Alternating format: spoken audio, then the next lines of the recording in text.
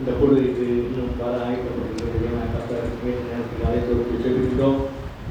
வரும் தலைப்பட்டவர்களை நம்மளை சேர்க்கும்படி செல்கின்றோம். தொடர்ந்து இந்த நேரத்தை நீர் பொருட்படுத்திக் கொள்ளுங்கள். புதிய நிலைமை நேராக செலுத்தி மீட்பெருமை சுருமாக்கிய அறிவினால் இயேசு மூலமாக செலுத்தினால் இதாவே ஆமாம்.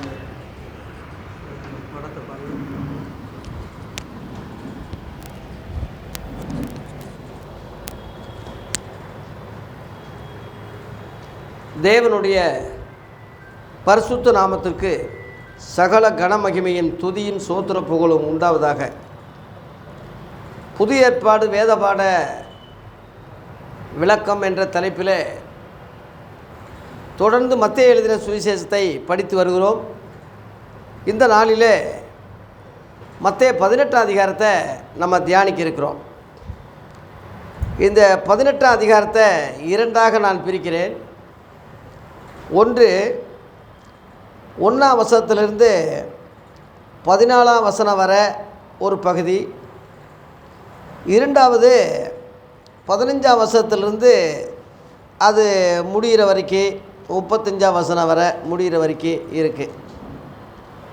முதல் பகுதியில் பரலோகத்துக்கு போகிற பெரியவர்கள் யார், அதாவது யார் பெரியவர் என்ற கேள்விக்கு இயேசு விளக்கம் அளிக்கிறார். இரண்டாவது பகுதி குற்றங்களை எண்ணிக்கை இல்லாதபடி மன்னிக்கலாம், இவ்வளோதான் மன்னிக்கணும் என்ற அளவுகோல் இல்லாமல் அளவில்லாதபடி மன்னிக்கக்கூடிய மன்னிப்பு தான் தெய்வீக மன்னிப்பு என்ற சத்தியத்தை இரண்டாவது பகுதியாக சொல்லுகிறார். ஆகவே இன்றைக்கு முடிந்த அளவில் இந்த இரண்டு பகுதியை முடிக்க பார்ப்போம். முதலாவதாக பரலோகத்துக்கு யார் போவார்கள், அங்கே பெரியவர்கள் யார் என்ற ஒரு வாக்குவாதம் சீசரிடத்திலே நிலவுகிறது. அவ்வேளையிலே சீசர்கள் இயேசுவினிடத்தில் வந்து பரலோக ராஜ்யத்தில் எவன் பெரியவனாய் இருப்பான் என்று கேட்டார்கள். இயேசு அவங்களுக்கு வாயில் சொல்கிறத விட உதாரணமாக ஒரு பிள்ளையை தமிழத்தில் அழைத்து அதை அவர்கள் நடுவில் நிறுத்துகிறாரு. நிறுத்தி சொல்கிறாரு, நீங்கள் மனம் திரும்பி பிள்ளைகளைப் போல ஆகாவிட்டால் பரலோக ராஜ்யத்தில் பிரவேசிக்க மாட்டீர்கள் என்று மெய்யாகவே உங்களுக்கு சொல்லுகிறேன் என்று விளக்கம் கொடுக்கிறார். அதாவது மனம் திரும்பி பிள்ளைகளைப் போல் ஆகாவிட்டார். யோவான் 3ஆம் அதிகாரம் 3ஆம் வசனத்தில் நீங்கள் மறுபடியும் பிறவாவிட்டால் தேவனுடைய ராஜ்யத்தை காண மாட்டீங்கன்னு சொல்லி நிக்கோதேமுக்கு இயேசு சொல்லும் போது அவன் இஸ்ரவேலின் போதகர், மறுபடியும் எப்படி பிறக்க முடியும், இரண்டாம் தர என் தாயின் வயிற்றிலிருந்து பிறக்கக்கூடுமோ என்று சொல்லும்போது அப்படி கிடையாது, ஜலத்தினாலே ஆவியினாலேன்னு சொல்கிறார். மாம்சத்தினால் பிறந்தால் திரும்ப மாம்சமாக தான் இருக்கும். இந்துக்கள் 7 பிறவிகள் உண்டுன்னு சொல்கிறாங்க. அது மாம்ச ரீதியில் அவங்க சொல்கிறாங்க. இதே கருத்தை தான் மருவி அப்படி சொல்கிறாங்க. இப்போ இயேசு ஆவிக்குரியதை சொல்லும் போது சீசர்கள் மாம்சத்தின்படி எடுத்தாங்க இல்லையா, அதுபோல் இந்து புராணங்களில் அது மாம்ச ரீதியில் மருவி இருக்குது. அதாவது நாய் பிறவியாக இருப்பாங்க, கழுத பிறவியாக போவாங்க, பன்னி பிறவியாக போவாங்க, தவளையாக போவாங்க, இப்படி ஒவ்வொரு பிறவியாக வந்துக்கிட்டே இருப்பாங்கன்னு சொல்லி 7 பிறவிகள் என்று அந்த 7 என்ற பரிபூர்ணத்தை அவங்க சொல்லுவாங்க. அது மாம்ச ரீதியில் தான் அவங்க சொல்கிறாங்க. ஆனால் இயேசு மாம்ச ரீதியில் சொல்லாமல் ஆவிக்குரிய ரீதியிலே நீங்கள் திரும்ப பிள்ளைகளைப் போல் நீங்கள் பிறக்கணும் சொல்லும்போது எப்படின்னா மனம் திரும்பணும்னு சொல்கிறேன்.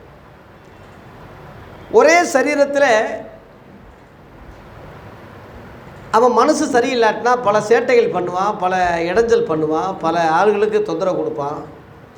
அதே மனசை கம்ப்ளீட்டாக மாற்றிட்டா, புது பிறவியாக புது சிருஷ்டியாக அவன் வந்துட்டான்னா உடம்பு என்ன செய்ய பாவம். அந்த மனசு கரெக்டாக வந்துட்டா இந்த உடம்பு கரெக்டாக வந்துடும். இந்த மனசு ஒருத்தனை அடின்னு சொன்னால் இந்த கையை அடிக்க போகுது, ஒருத்தனை கும்பிடுனா இந்த கை கும்பிட போகுது. கை ஒன்றும் இல்லை, இந்த மனசு தான். உள்ளத்தின் நிறைவு தானே வாய் பேசும். அப்போ மனசு தானே காரணம். அதுக்கு தான் மனம் திரும்பணும்னு சொல்கிறாரு. முதல்ல இயேசுவின் பிரசங்கமே மத்தேயு 4:17 மனம் திரும்புங்கள் பரலோக ராஜ்யம் சமீபத்தில் இருக்கிறது பிரசங்கிக்க தொடங்கினாருன்னு இருக்கு. தொடக்கமே இஸ்ரவேல் ஜனங்களுக்கு தான், யூதர்களுக்கு தான் அந்த பிரசங்கம் பண்ணார். யூதர்கள் நியாயப்பிரமாணம் பெற்றிருந்தாங்க, 10 கட்டளைகள் பெற்றிருந்தாங்க, லேவி ஊழியத்தை பெற்றிருந்தாங்க, ஆசாரிகள் பெற்றிருந்தாங்க, தேவாலயம் அவங்களுக்கு இருந்தது, தீர்க்கதரிசிகள் அவங்களுக்கு இருந்தது, யெகோவா தேவனை சரியாக புரிஞ்சு அறிஞ்சு ஆராதனை பண்ணிக்கிட்டு இருந்தாங்க. இத்தனை இருந்து தான் அவங்கள மனம் திரும்புங்கன்னு சொன்னார் இயேசு. அத்தனை இருக்கிறதுனால பரலோகம் போயிடலாம், அவங்க கடவுளுடைய மக்கள் தான் என்று அவங்களாம் நினச்சிக்கிட்டு இருந்தாங்க. ஆனால் இயேசு நீங்கள் மனம் திரும்பாமல் இருக்கீங்க, அதனால் முதல்ல மனம் திரும்புங்கன்னு சொல்கிறார். நாம் இதிலிருந்து என்ன தெரிஞ்சுக்கிறோம்னா, பூர்வீக கிறிஸ்தவனாக இருக்கலாம், பாரம்பரியமாக ஜெபிக்கலாம், கோயில் வழிபாடுகள் பண்ணலாம், காணிக்கை கொடுக்கலாம், ஓய்வு நாள்கள் தோறும் கடைபிடிக்கலாம், பாரம்பரியங்கள் நிறைய நம்ம செய்தாலும் மனம் திரும்பாவிட்டால், புதுசாக இருதயம் மாறாவிட்டால் அது பிரயோஜனமே இல்லைன்னு சொல்கிறார். எப்படி என்று சொல்லும்போது யோவான் 3:5 ஜலத்தினாலும் ஆவியினாலும் பெறவாவிட்டால் நீங்கள் தேவனுடைய ராஜ்யத்தில் பிரவேசிக்கவே முடியாதுன்னு சொல்கிறார். ஜலம் ஆவி என்பது மறுபிறப்பினுடைய அடையாளம். அதுதான் ஞானஸ்நானம்னு சொல்கிறார். ஞானஸ்நானம், யூதர்கள் ஞானஸ்நானம் கிடையாது, விருத்த சேதனம் அவங்களுக்கு அடையாளமாக இருந்தது. நுனித்தோல், அது மாம்சத்தில் செய்யப்படுகிற விருத்த சேதனம், அதுதான் ரட்சிப்பாக நினச்சாங்க அவங்க. அதில் கூட ஒருத்தன் கிறிஸ்தவனாக வந்ததுனால அந்த வித்தியாசம் புரியாமல், அடையாளம் புரியாமல், அப்போஸ்தலர் 15 ஒருத்தன் சொல்கிறான், ஒருவன் மோசேயினுடைய பிரமாணத்தின்படி விருத்த சேதனம் பண்ணாவிட்டால் அவன் ரட்சிக்கவே பட முடியாதுன்னு ஒரு குண்டை தூக்கி போட்டான். பெரிய பிரச்சனை அங்கே நடந்துச்சு. அப்போ அப்போஸ்தலர்கிட்ட அந்த பஞ்சாயத்து போகும்போது பேதுரு அதெல்லாம் கிடையாது, நம்மளாலும் நம்ம பிதாக்களாலும் சுமக்கக்கூடாது நுகத்தடிய புதுசாக வந்த சீசர்கள் மேலே ஏண்டா துணிக்கிறீங்க, நிருபங்கள் தான் முக்கியம். அதில் 20, 28, 29 அப்போஸ்தலர் 15 நெருங்குண்டு செத்ததுக்கும், வேசித்தனத்துக்கும், விக்கிரகத்துக்கும், இரத்தத்துக்கு விலை இருக்க வேண்டும், மற்றபடி வேறு எதையும் நான் உங்களுக்குள்ளே சொல்ல விரும்பலைன்னு சொல்லி நிருபங்கள் எழுதி அப்போஸ்தலர்கள் கொடுத்தாங்க. அதுதான் அப்போஸ்தலர் காலத்தில் இதாக இருந்தது தவிர பழைய ஏற்பாட்டு கொள்கையை விருத்த சேதனத்தை அங்கே கொண்டு வரல. அப்போ மனம் திரும்புவதற்கு அடையாளமாக ஞானஸ்நானம் யோவான் ஸ்நானகன் கொடுத்தான். இயேசுவுக்காகவே அவன் அனுப்பப்பட்டான். எலியா தீர்க்கதரிசி மல்கியா புஸ்தகம் 4 கடைசியாக மெசியா வர்றதுக்கு முன்னாடி எலியா அனுப்பப்படுவான் என்ற ஒரு தீர்க்க தரிசன அடிப்படையில் அவன் முன்னோடியாக இயேசுவுக்கே ஞானஸ்நானம் கொடுக்குற ஸ்நானகனாக அவன் அனுப்பப்பட்டதுனால தான் அவன் சொன்னான், நான் ஜலத்தினாலே ஞானஸ்நானம் கொடுக்குறேன், மனம் திரும்புவதற்கு அடையாளம், மனம் திரும்புவதற்கேற்ற கனிகளை கொடுங்கன்னு மத்தேயு 3:8 சொன்னான். அதனால் எனக்கு பின் வருகிறவர் என் முன்னிலும் இருந்தவர், அவருடைய பாதரட்சை அவிழ்க்க கூட நான் தகுதி கிடையாது, அவர் ஜலத்தினாலே நான் ஞானஸ்நானம் கொடுக்குறேன், அவர் அக்கினினாலே கொடுப்பார் என்று இயேசுவை பற்றி ஒரு தீர்க்க தரிசனம் சொன்னான். ஆகவே அக்கினி என்பது பரிசுத்தாவினுடைய அபிஷேகம், ஜலம் என்பது வெளிப்படையான ஞானஸ்தானம். இது ஒரு சடங்காச்சாரம் கிடையாது. சில ஆளுங்க ஞானஸ்தானம் சடங்காச்சாரம் அப்படின்னு சொல்லி சும்மா பேருக்கு சும்மா ஒரு இதுக்காக அப்படி தெளித்து விட்டினா போதும் அப்படின்னு சொல்லி ஒரு பாரம்பரியம். அதுவும் தெளிப்பு எப்போ வந்ததுன்னா, ஒரு ராஜா மகன் நோய்வாய்ப்படும் போது அவன் ஞானஸ்தானம் பெறாமல் போனால் செத்து பரலோகத்துக்கு போக முடியாதுன்னு சொல்லி அன்றைக்கி உள்ள மத போதகர்களை ஞானஸ்தானம் கொடுக்க சொல்லி, அவங்க சத்தியம் தெரியாது, அப்போ தண்ணியை தெளித்து அவங்க திருப்திக்கு தெளித்து விட்டாங்க. அதுவே நடைமுறையாக்கிட்டாங்க. அப்புறம் அப்படியே காலகாலமாக புரோட்டஸ்டாண்ட் சபைகளில் உள்ள கோயிலுக்குள்ளே ஒரு சின்ன தொட்டி, வெளியே ஒரு பெரிய தொட்டி வச்சுருப்பாங்க. கிறிஸ்தவங்களாக பிறந்தவங்க அங்கே சின்ன தொட்டியில் சின்ன குழந்தைகளுக்கு அந்த தெளிப்பு ஞானஸ்தானம், பெரியவங்க இந்துக்களிலிருந்து யாராவது வந்தாங்கன்னா அங்கே முழுக்கு ஞானஸ்தானம் கொடுப்பாங்க. ஆனால் 1 கொரிந்தியர் 12 அதிகாரத்தில் ஒரே கர்த்தர், ஒரே விசுவாசம், ஒரே ஞானஸ்நானம்னு போட்டிருக்கு. அங்கே போட்டிருக்கு ஒரே ஞானஸ்நானம்னு போட்டிருக்கு. அந்த வசனத்தை படிக்கிறீங்களா?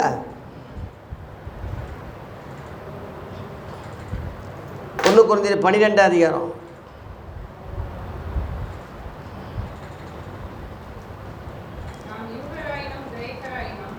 இல்லை, 12 அதிகாரத்தில் 1 கொரிந்தியரில் ஒரே கர்த்தர் ஒரே ஞானஸ்நானம்னு வரும் பாருங்க. அந்த 12 அதிகாரத்திலே கீழே படிச்சிங்கன்னா வரும். ஆவியானவர் ஒருவர், ஊழியங்களிலே வித்தியாசங்கள் உண்டு, கர்த்தர் ஒருவர், கிரியையிலேயும் வித்தியாசங்கள் உண்டு, எல்லாருக்குள்ளும் எல்லாவற்றையும் நடத்துகிற தேவன் ஒருவர். இங்கே ஒரே ஆவியானவர் 9 வரங்களை கொடுக்குறார் என்று இங்கே இருக்கு இல்லையா? எபேசியர் இதில் நினைக்கிறேன், எபேசியர் புஸ்தகத்தில் ஒரே ஞானஸ்நானம் என்ற வார்த்தை அங்கே வருது.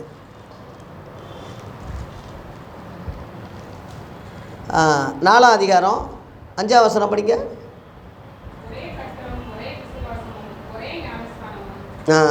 எல்லாருக்கும் ஒரே தேவனும் பிதா உண்டுன்னு போட்டிருக்கு. இங்கே அதே கருத்து தான். ஒரே கர்த்தரும் ஒரே விசுவாசமும் ஒரே ஞானஸ்நானமும் அப்படின்ட்டு ஒரே ஞானஸ்நானம் சொல்லும்போது இந்த ஸ்தாபன சபைகள் வந்து 2 ஞானஸ்நானமாக, உள்ளே தெளிப்பு ஞானஸ்நானம், வெளியே முழுக்க ஞானஸ்நானம் சொல்லி அவங்களே 2ஆக சொல்கிறாங்க. இந்த வசனத்துக்கு அது முரண்பாடாக இருக்குது. அந்த ஒரே ஞானஸ்நானம் என்பது நன்மை தீமை அறிந்து செய்யக்கூடியது தான். மனம் திரும்பின பிறகு, மனம் திரும்பி ஞானஸ்நானம் எடுப்பது தான் ஞானம் வந்த பிறகு ஸ்நானம் எடுப்பதுன்னு அர்த்தம். ஞான ஸ்நானம் என்பது ஞானம் வந்த பிறகு ஸ்நானம் எடுப்பது. கர்த்தருக்கு பயப்படுதலே ஞானத்தின் ஆரம்பம். இயேசு 30 வயசில் ஞானஸ்நானம் எடுத்தார். 30 வயசில், சின்ன வயசில் அவர் ஞானஸ்நானம் எடுக்கலை. விருத்தே சேதனம் பண்ண மோசேயின் அடிப்படையில் சட்டத்திட்டத்தை கொண்டு வந்தாங்க. ஆகவே ஞானஸ்நானம் வந்து புதிய ஏற்பாட்டில் நிருபங்களில் சுவிசேஷங்களில் சின்ன குழந்தைகளுக்கு கொடுத்ததாக எங்கேயும் போடலை, எங்கேயும் இல்லை. ஞானஸ்நானத்துக்கு தகுதி என்ன தெரியுமா? அப்போஸ்தலர் 8 அதிகாரத்தில் கந்தேக மந்திரி ஏசாயா 53 அதிகாரத்தை படிச்சுட்டு போகிறான். 29 வசனத்தில் கர்த்தர் பிலிப்பை பார்த்து அந்த ரதத்தோடு சேர்ந்துக்க அப்படின்னு சொல்கிறாரு. அந்த ரதத்துக்கு போய் பார்க்கும்போது அவன் புஸ்தகத்தை இயேசு கிறிஸ்துடைய பாடு மரணத்தை பற்றி பழைய ஏற்பாடை படிச்சுக்கிட்டு இருக்கான். அவனுக்கு தெரியல. வாசிக்கிறவுடைய கருத்து உனக்கு தெரியுதா அப்படின்னு சொல்லும்போது, ஒருவன் எனக்கு விலைக்கு சொல்லாவிட்டா எனக்கு எப்படி தெரியும்னு சொல்கிறான். கவனிங்க. அப்போ இயேசுவை பற்றி விளக்கம் பண்ணுறான், ஞானஸ்நானத்தை பற்றி சொல்கிறான், இயேசுவை தேவகுமாரன்னு பிரசங்கிக்கிறான். அந்த வகையில் போய்கிட்டு இருக்கும்போது தண்ணி நிறையா இருக்குது, தண்ணி இருக்கே, ஞானஸ்நானம் பெறதுக்கு தடை என்னன்னு கேட்குறான். அதுக்கு பிலிப்பு சொல்கிறான், நீ முழு மனதோடு விசுவாசித்தா தடை இல்லை. அப்போ உடனே ரதத்தை நிறுத்த சொல்லி பிலிப்பு மந்திரி ஆகிய இருவரும் தண்ணியில் இறங்கினார்கள். மந்திரி இயேசு கிறிஸ்துவ தேவகுமாரன் விசுவாசிக்கிறேன் என்று சொல்லி ரதத்தை நிறுத்த சொல்லி ஞானஸ்நானம் எடுத்தான் இருக்கு. ஞானஸ்நானம் எடுப்பதற்கு இயேசு கிறிஸ்துவ தேவகுமாரன் விசுவாசிக்க வேண்டியது அவசியமாக இருக்குது. அந்த விசுவாசம் இன்னொருத்தன் தாய் தகப்பனை நியமித்து அவங்க விசுவாசித்தா அந்த விசுவாசம் பழிக்கும்னு நம்ம நினைக்கக்கூடாது. உன் விசுவாசம் உன்னை ரட்சிக்கும் என்று சொல்கிறார். இன்னொருத்தன் விசுவாசம் இவனை பாவ மன்னிப்புக்குரிய மனம் திரும்புதலுக்குரிய காரியங்களை செய்ய முடியாது. மனம் திரும்புதல் என்பது மறுஜென்ம முழுக்கு அடையாளமாக இருக்குது. தீர்த்து 3:5 போட்டிருக்கு, மறுஜென்ம முழுக்கு அப்படின்னு போட்டிருக்கு. மறுஜென்மம்னே இருக்குது, மறுஜென்ம முழுக்கு. 2 கொரிந்தியர் 5:17 ஒருவன் கிறிஸ்துக்குள் இருந்தால் புது சிருஷ்டியாக இருக்கிறான் இருக்கு. பழையவைகள் ஒழிந்து போயினா எல்லாம் புதிதாயினம். புது சிருஷ்டினா புது பிறவி. அவன் கிறிஸ்துக்குள்ளே வரும்போது, கிறிஸ்துக்குள்ளே அவன் எப்போ வர்றான்னா கலாத்தியர் 3:27 கிறிஸ்துக்குள்ளாக்கும் உங்களில் கிறிஸ்துக்குள்ளாக்கும் ஞானசானம் பெற்றவர்கள் எத்தனை பேர்களோ அத்தனை பேர்களும் கிறிஸ்துவை தரித்து கொண்டீர்களே. அங்கே யூதன் என்றும் இல்லை, கிரேக்கன் என்றும் இல்லை, ஆண் என்றும் இல்லை, பெண் என்றும் இல்லை, நீங்கள் எல்லாரும் கிறிஸ்து இயேசுக்குள் எப்படி இருக்கீங்க? ஒன்றாக இருக்கீங்கன்றிருக்கு. ஆகவே தண்ணி ஞானஸ்நானம் இருக்கா? சிலர் அப்படி கேட்பாங்க. எபேசியர் 5:26 தண்ணீர் முழுக்கினாலேன்னே போட்டிருக்கு. பவுல் அதை சொல்கிறான், சபையை தண்ணீர் முழுக்கினாலே சுத்திகரித்து அப்படின்னே போட்டிருக்கு. தண்ணீர் முழுக்குன்னே இருக்கு. அப்போஸ்தலர் 8:12 புருஷரும் ஸ்திரீகளும் விசுவாசித்த போது ஞானஸ்நானம் பெற்றாங்கன்றது. ஞானஸ்நானம் பெறுவதற்கு இயேசு கிறிஸ்துவை தேவகுமாரன் விசுவாசிக்க வேண்டியது அடையாளமாக இருக்கு. உள்ளத்தில் விசுவாசித்து வாயில அறிக்கையிட்டால் ரட்சிக்கப்படுவீங்கன்றிருக்கு. ஆண்டவமாரே நாங்கள் ரட்சிக்கப்படுவதற்கு என்ன செய்யணும் என்று அப்போஸ்தலர் 16:30 அதிகாரிகள் கேட்கும்போது 31 அதற்கு அவர்கள் கர்த்தராகி இயேசு கிறிஸ்துவை விசுவாசி, அப்பொழுது நீயும் உன் வீட்டாரும் ரட்சிக்கப்படுவீர்கள் என்று சொல்லி, அந்த வசனம் முடியல சொல்லி, அவனுக்கும் அவங்க குடும்பத்தில் உள்ள யாவருக்கும் சுவிசேஷ சத்திய வசனம் சொன்னாங்க. அன்னைக்கு நைட்லேயே ஞானஸ்நானம் வாங்கினாங்கன்று அதில் போட்டிருக்கு. நைட்லேயே வாங்கினாங்க.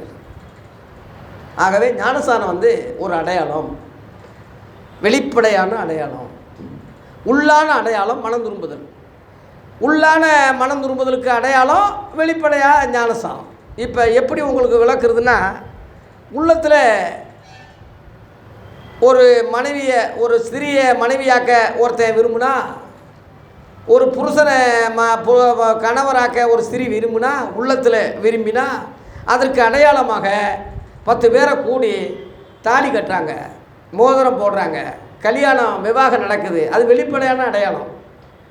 ஆனால் அதுக்கு முன்னாடியே உள்ளத்தில் அவங்க நினைக்க போய்ட்டான் வெளிப்படையான அடையாளம் ஆகுது.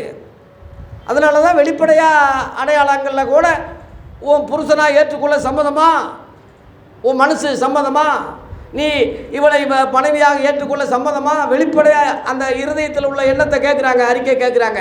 அது நம்ம வரவேற்போம், நல்ல காரியம்தான். அப்போ உள்ளத்தின் நிறைவு தான் வாய் பேசும். உள்ளத்தின் நிறைவு என்னென்னா, இயேசு தேவகுமாரன் நான் விசுவாசிக்கிறேன். இதுதான். இந்த விசுவாசத்தை பற்றி தான் இயேசு தொடங்குகிற இந்த விசுவாசத்தை பற்றி தான் ஆதி அப்போஸ்தலர்கள் பிரசங்கம் பண்ணாங்க. பழைய ஏற்பாட்டு விசுவாசம் வேறு, புதிய ஏற்பாட்டு விசுவாசம் வேறு. ஆகவே மனம் திரும்பும் போது அவன் குழந்தையை போல மாறுறான். குழந்தை சொன்னதெல்லாம் கேட்கும்.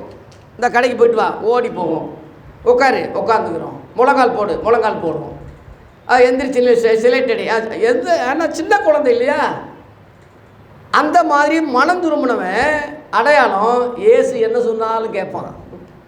அவர் வசனம் என்ன சொன்னாலும் கேள்வி கேட்க மாட்டான், திமுறா பேச மாட்டான், அவர் சொல்கிறதெல்லாம் கேட்பான். ஐயா, அதுதான் சின்ன பிள்ளைகளுக்கு அடையாளமாக இயேசு இங்கே மனம் திரும்பி நீங்கள் பிள்ளைகள் போல ஆகணும் என்று சொல்கிறார். மனம் திரும்பி பிள்ளைகளை போல, அந்த பிள்ளைகள் அடையாளமே மனம் திரும்புறது தான். மனம் திரும்பிட்டா அவன் பிள்ளையை போல ஆயிடுறான். அங்கே ஆண்டவர் அங்கே அதான் விளக்கம் சொல்கிறாரு. இன்னும் தொடர்ந்து விளக்கம் சொல்கிறார் பாருங்க. 4ஆம் வசனம், ஆகையால் இந்த பிள்ளையை போல தன்னை தாழ்த்துகிறவன் எவனோ அவனே பரலோக ராஜ்யத்தில் எப்படி இருப்பான்? பெரியவனாக இருப்பான்னு சொல்கிறார். பிள்ளைகளிடத்தில் தாழ்மை ஏற்படும். அந்த குணங்கள் சண்டை கிளாஸில் நடத்துகிறவங்களுக்கு தெரியும். சின்ன குழந்தைங்க உக்கி போடும், முழங்கால் படிக்கிடுவாங்க, டான்ஸ் ஆடுவாங்க, ஆட்டம் போடுவாங்க, வசனம் கூசாமல் சொல்லுவாங்க. சின்ன குழந்தை அதுக்கு சூதுவாதே கிடையாது. டக்குன்னு சண்டை போடும், மறுபடியும் விளையாடிக்கிட்டு இருக்கும். அந்த குழந்தைகளைப் போல தன்னை தாழ்த்தணும். தேவனுக்கு முன்னாடி நீங்கள் தாழ்த்தணும், கௌரவம் பார்க்கக்கூடாது. இன்னொரு விஷயம், குழந்தைகளில் இன்னொரு தன்மை இருக்குது. வெளிப்படையான குழந்தைகள் உண்டு, ஆவிக்குரிய குழந்தைகள் உண்டு. வெளிப்படையான குழந்தைகளாக இருக்கக்கூடாது, அதாவது மாம்சத்தின்படி குழந்தைகளாக இருக்கக்கூடாது. அதையும் நீங்கள் நினைவு கொள்ளுங்கள். குழந்தைகள்லாம் எல்லா குழந்தை அப்படி போயிடக்கூடாது. எபிரேய நிருபத்தில் போட்டிருக்கு. எபிரேயரில் 5ஆம் அதிகாரம் 12-13 படிங்க. எபிரேயர் 5ஆம் அதிகாரத்தில் 12-13. காலத்தை பார்த்தால் போதகராக இருக்க வேண்டிய உங்களுக்கு தேவனுடைய வாக்கியங்களின் மூல உபதேசங்களை மறுபடியும் உங்களுக்கு நான் சொல்ல வேண்டிய கெதியில் நான் இருக்கேன். நீங்கள் பலமான ஆகாரத்தை அல்ல, பாலை உண்ணத்தக்கவளாக ஆயிட்டீங்க. பால் உண்கிறவன் குழந்தையாக இருப்பதுனாலே நீதியின் வசனத்தின் மேலே பழக்கம் இல்லாதவனாக இருக்கிறான். அதாவது இது வெளிப்படையான குழந்தை, இது ஆவிக்குரிய குழந்தை இல்லை. வெளிப்படையான குழந்தை பாலை குடிக்கிறதுனால பலமான ஆகாரம் சாப்பிட முடியாது. சாப்பிடாதனால அதுக்கு அந்த அளவில் பலன் இருக்காது. பெரிய ஆளுங்க நல்ல பலமான ஆகாரம் சாப்பிட்டு சத்து பிடிச்சி நல்லா ஒரு ஹெல்த்தாக இருப்பாங்க. அது வெளிப்படையான ஒரு உதாரணம். அந்த வெளிப்படையான உதாரணத்தை மாதிரி எடுத்துக்கணும். அந்த மாதிரி வெளிப்படையான குழந்தைகளைப் போல நம்ம இருக்கக்கூடாது. ஆவிக்குரிய குழந்தைகளாக இருக்கணும்னு தான் இயேசு மனம் திரும்பி குழந்தைகளைப் போல சொன்னார். தவிர மனம் திரும்பாத குழந்தைகள் மாம்ச குழந்தைகள். அந்த மாம்ச குழந்தைகளைப் போல நம்ம இருக்கக்கூடாது. காலத்தை பார்த்தா போதகராக இருக்க வேண்டிய நீங்கள் ஒரு குழந்தை பிறந்தால் அது வளர்ந்துக்கிட்டே இருக்கணும்ல. அப்போ தானே பெற்றோருக்கு மகிழ்ச்சி. அது அப்படியே பிறந்த மாதிரியே இருந்தால் எப்படி இருக்கும்? அந்த மாதிரி தான் கிறிஸ்துக்குள்ளே ஒருத்தன் மறுபடியும் பிறந்துட்டான்னா அவன் வளர்ந்து மணவாட்டி என்ற இடத்துக்கு வரணும், பூரணராக இடத்துக்கு வரணும். குழந்தைகளாகவே இருந்தால் சொன்னதே சொல்லும் கிளிப்புள்ள மாதிரி எனக்கு ஜெபிக்கவே தெரியாது, வசனமே தெரியாது, இன்னும் ஒன்றுமே புரியாது, எந்திரினா எந்திரி, உட்காருனா உட்காரு, காணிக்கு போடனா காணிக்கு போடு, அப்படியே போனால் அப்படியே போயிடு. இப்படி இருந்தால் குழந்தைகளை போல் இருந்தோம்னா உருவத்தில் வேணால் நம்ம வயசாகி இருக்கலாம். உள்ளத்தில் குழந்தைகளாக இருந்தால் அது புரோஜனம் இல்லை, பகுத்தறிவு இருக்காது, அவங்க கண்டிப்பாக வஞ்சிக்கப்படுவாங்க. அப்படி என்ற கருத்தை தான் அங்கே சொல்லியிருக்கேன். அந்த மாதிரி குழந்தைகளாக இருக்கக்கூடாதுன்னு அப்போஸ்தலர்கள் சொன்னாங்க. 1 கொரிந்தியர் 13:11 பாருங்க. 1 கொரிந்தியர் 13:11.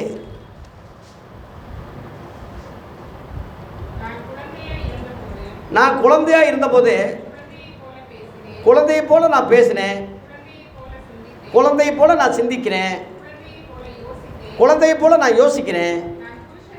புருஷனான போதோ குழந்தைகளுக்கு ஏற்றவைகளை ஒழித்து விட்டேன். இது சரீர ரீதியில் வெளிப்படையான அடையாளம். அதுபோல் நீங்கள் ஆவிக்குரிய வகையில் குழந்தைகளாகும் போது ஆரம்பத்தில் உள்ள நிலைமையிலேயே இல்லாமல் புருஷனாகணும். அதான் மணவாட்டி பூரணர் என்ற அந்த இடத்துக்கு நீங்கள் வரணும். வெளிப்படையான ஒரு இதை சொல்லிவிட்டு அதில் ஆவிக்குரிய விளக்கத்தை அப்போஸ்தலர்கள் விளக்குறாங்க. வெளிப்படையாக குழந்தைகளாக இருக்கக்கூடாதுன்னு சொன்னாங்க. அதிலே 14 அதிகாரம் 1 கொரிந்தியர் 14:20 படிங்க.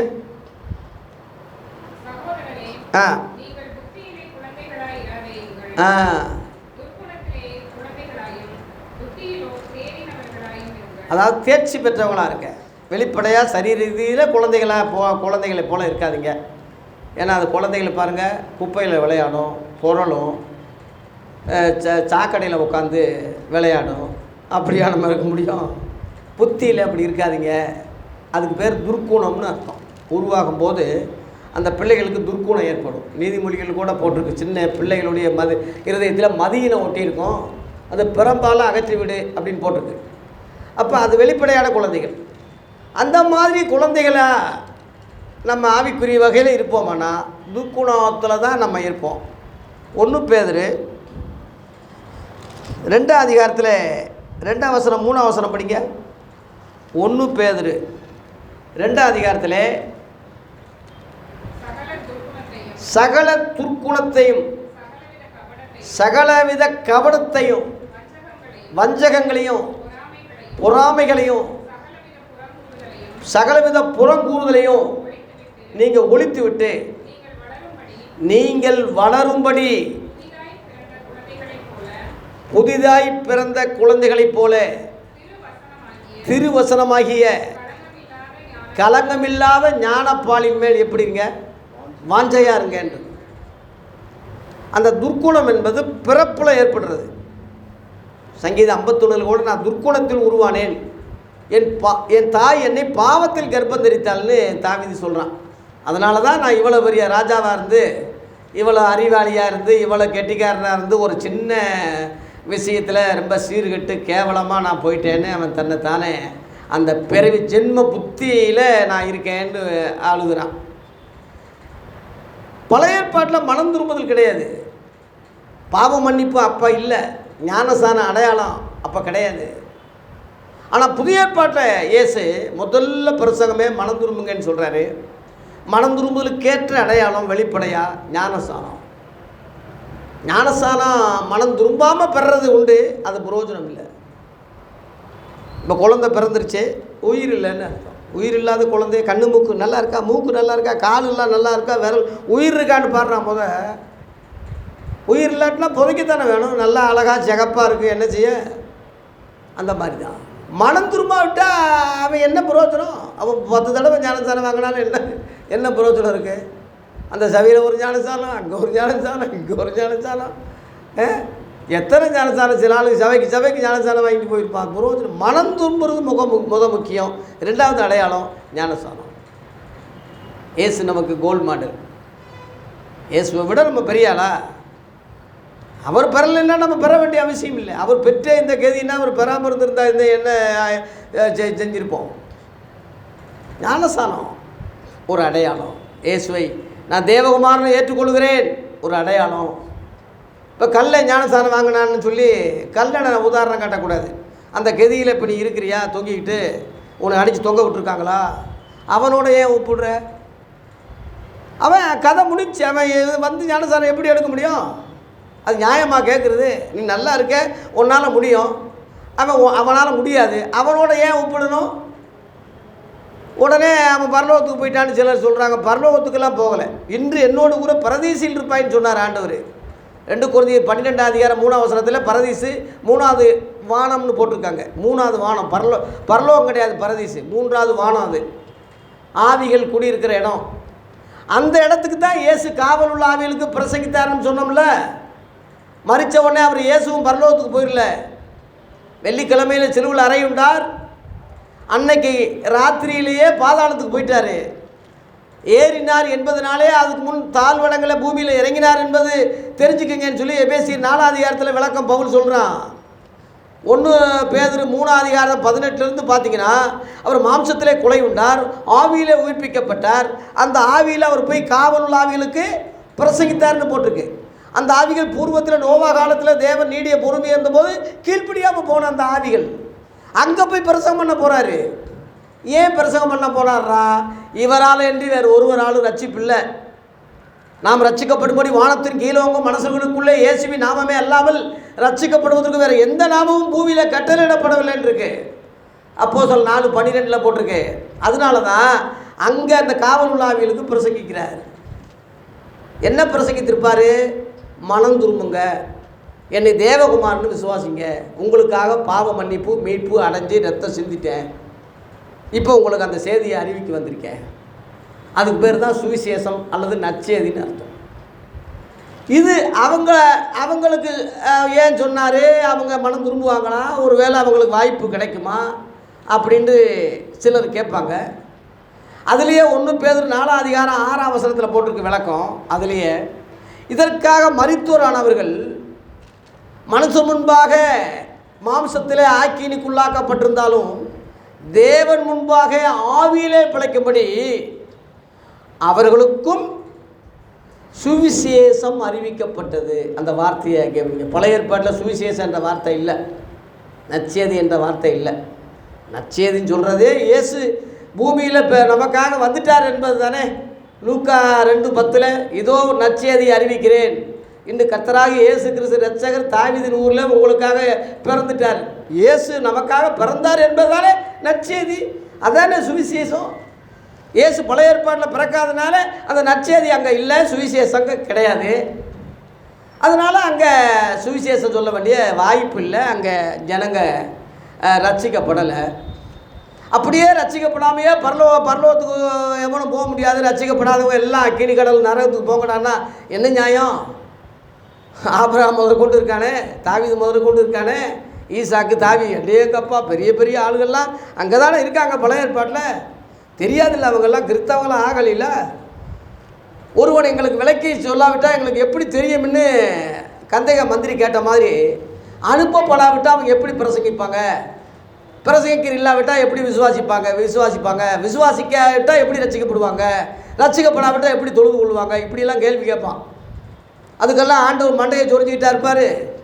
ஆண்டவர் மேலே குற்றங்கள் இருக்கக்கூடாது என்பதற்காக மாம்சத்தில் உள்ள ஜனங்களை ரட்சிக்க அவர் குமாரனை மாம்சத்திலே அனுப்புனது போல ஆவியில் உள்ள ஆவிகளுக்கு ரட்சிக்கப்படும்படி இயேசு கிறிஸ்து உயிர் சொல்றதுக்கு முந்தி அந்த ஆவியிலே அவர் போய் அங்கே பிரசங்கம் பண்ண தேவன் வைத்தார். இந்த ரகசியம் எல்லாருக்கும் தெரியாது. வசன அடிப்படையில் தான் சொல்கிறேன், நானாக சொல்லலை. அவங்களும் ரட்சிக்கப்படணும். ரட்சிக்கப்பட்டாங்களா இல்லையா எப்படி அறியறது? இது உனக்கு தேவையில்லாத விஷயம். இப்போ மாம்சத்தில் உள்ளவங்களுக்கு சுவிசேஷம் இயேசு அறிவித்தார். அவங்க ரட்சிக்கப்பட்டாங்களா இல்லையா என்பது நமக்கு என்ன தெரியும்? வெளிப்படையாக அவங்க ஞானஸ்தானம் எடுத்தாங்க, அடையாளம். அவங்க ஞானஸ்தானம் எடுக்க முடியாது. அந்த அடையாளத்தை எப்போ பார்க்க முடியும் அப்படின்னா நியாயத்தீர்ப்பில் தான் பார்க்க முடியும், ஜட்ஜ்மெண்ட்டில் தான் பார்க்க முடியும். ஒரே வசனத்தில் அந்த ஜட்ஜ்மெண்ட் இருக்குது. யோவான் 3:18 படிங்க, 17லேருந்து படிங்க. கிறிஸ்மஸுக்கு எல்லோரும் படிப்பீங்க. யோவான் 3:16 மனப்பாடமாக பண்ணுவீங்க. 17-18 படிங்க. உலகத்தை ஆக்கினிக்குள்ளாக்க தேவன் தம்முடைய குமாரனை உலகத்துக்கு அனுப்பாமல் அவராலே உலகம் ரட்சிக்கப்படுவதற்காகவே அவரை அனுப்பினார். 18 படிங்க. அவரை விசுவாசிக்கிறவன் ஆக்கினிக்குள்ளாக தீர்க்கப்படான். ஆக்கினா தண்டனை. இயேசு கிறிஸ்துவ தேவகுமார்னு விசுவாசிக்கிறவன் தண்டனை பெற மாட்டான். இவ்வளோதான், ரொம்ப சிம்பிள், எளிய முறையில் தான் ரட்சிப்பு வச்சிருக்காரு. அப்புறம் படிங்க. விசுவாசியாதவனோ தேவனுடைய ஒரே பேரான குமாரனுடைய நாமத்தில் விசுவாசம் உள்ளவனாய் இராதபடியினால் அந்த ஆக்கினிக்குள்ளாக தீர்க்கப்பட்டது ஆயிற்றுனே. அந்த ஒரே வசனத்தில் இயேசுவ தேவகுமாரனை விசுவாசிக்கிறவன் ரட்சிக்கப்படுறான், தண்டனை கிடையாது. தேவகுமாரன் மேலே விசுவாசமாக இல்லாவிட்டா அதுவே அவனுக்கு தண்டனையாக மாறுது, தண்டனைக்கு உட்பட்டதே ஆயிற்று என்று இங்கேயே ஜட்ஜ்மெண்ட் வந்துருச்சு. கவனிங்க, விசுவாசிப்பது மாம்சத்தில் அல்ல, ஆவியில் தான். ஆவியில் தான். ஆகவே இந்த ஆவிகளுக்கு பிரசங்கிக்கும் போது அவங்க விசுவாசிக்கிறாங்களா இல்லையா என்பது ஜட்ஜ்மெண்ட்டில் தெரியும். தண்டனை உண்டு, தண்டனை இல்லை, அங்கே தெரியும். இங்கே நமக்கு எப்படி பரலோக நரகம் வெளிப்படலையோ அங்கேயும் பரலோக நரகம் வெளிப்படலை. இங்கே மாம்சத்தில் இருந்து நம்ம விசுவாசிப்பதும் விசுவாசிக்காதுன்னு நம்ம இஷ்டம். அதே மாதிரி ஆவியில் இருந்தாலும் விசுவாசிப்பது விசுவாசிக்காது அவங்க இஷ்டம், அவங்க சுவாதீனம். சொல்ல வேண்டிய அவருடைய கடமை, எல்லாருக்கும் சொல்லணும், சுவிசேஷம் அறிவிக்கப்படணும்.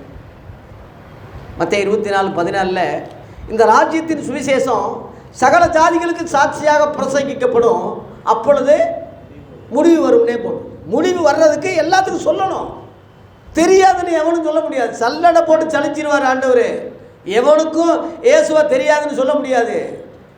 இந்த உலகத்தில் எப்படி நம்ம ஓரளவில் எல்லாத்துக்கும் தெரியும்னு சொல்கிறோமோ, ஆவிகளுக்கு கண்டிப்பாக எல்லாத்துக்கும் இயேசு கிறிஸ்து தேவகுமார்னு அறிவிக்கப்பட்டாச்சு, தெரிஞ்சிருச்சு. விசுவாசிக்கிறானா இல்லையா என்பது ஜட்ஜ்மெண்ட்டில் தான் தெரியும். அவன் விசுவாசிக்காவிட்டால் அவன் மேலே தான் அந்த குற்றமே தவிர தேவன் மேலே குற்றம் இல்லை, வேறு யார் மேலே குற்றம் இல்லை. இயேசு கிறிஸ்துவ குற்றவாளின்னு சொல்லவே முடியாது.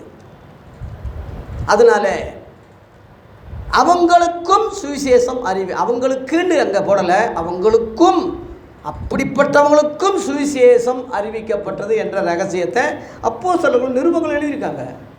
நமக்கு என்ன தெரியும் இல்லாட்டினா? ரகசியங்கள் முழுவதும் புதிய ஏற்பாட்டு நிருபங்களை தானே ஆவியானவர் வெளிப்படுத்தியிருக்காரு. பழைய ஏற்பாட்டில் ஆவியானவரே வரலையே, இறங்கலையே. புதிய ஏற்பாட்டில் அவர் இறங்கினதுனால தான் இந்த ரகசியங்கள் எல்லாம் வெளியாகிருக்கு, முற்காலத்தில் வெளிப்படலை. எபேசியர் 3:6 படிங்க. எபேசியர் 3:6.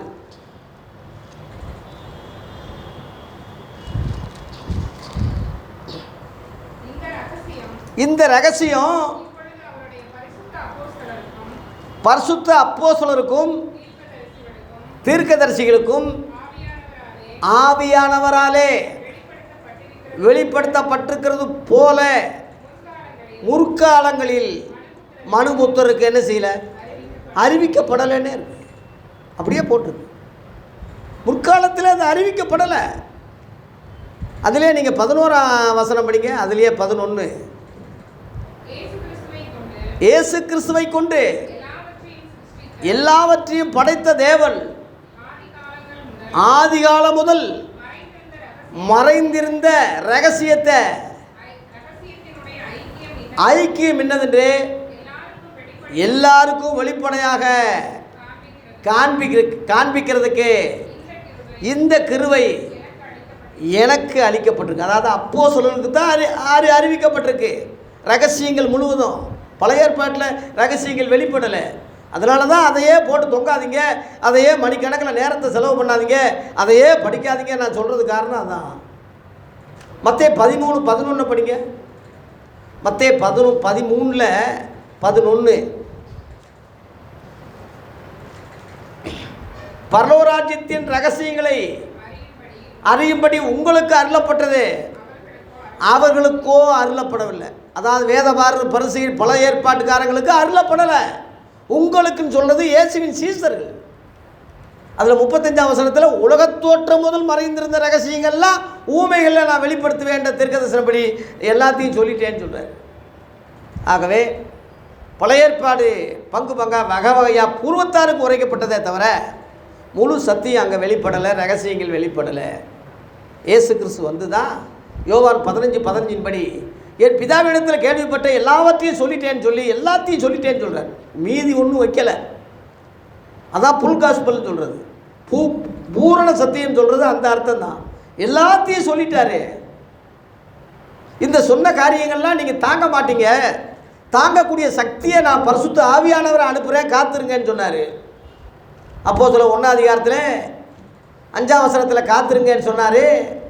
ஏன் அப்படின்னா அந்த 8ஆம் வசனத்தில் பரிசுத்த ஆவி உங்களிடத்தில் வரும்போது நீங்கள் பலன் அடைந்து எருசலேமிலையும் யூதாவிலையும் பூமியின் கடைசி வரையும் தான் நீங்கள் எப்படி இருப்பீங்க, சாட்சிகளாக இருப்பீங்கன்னு சொன்னார்.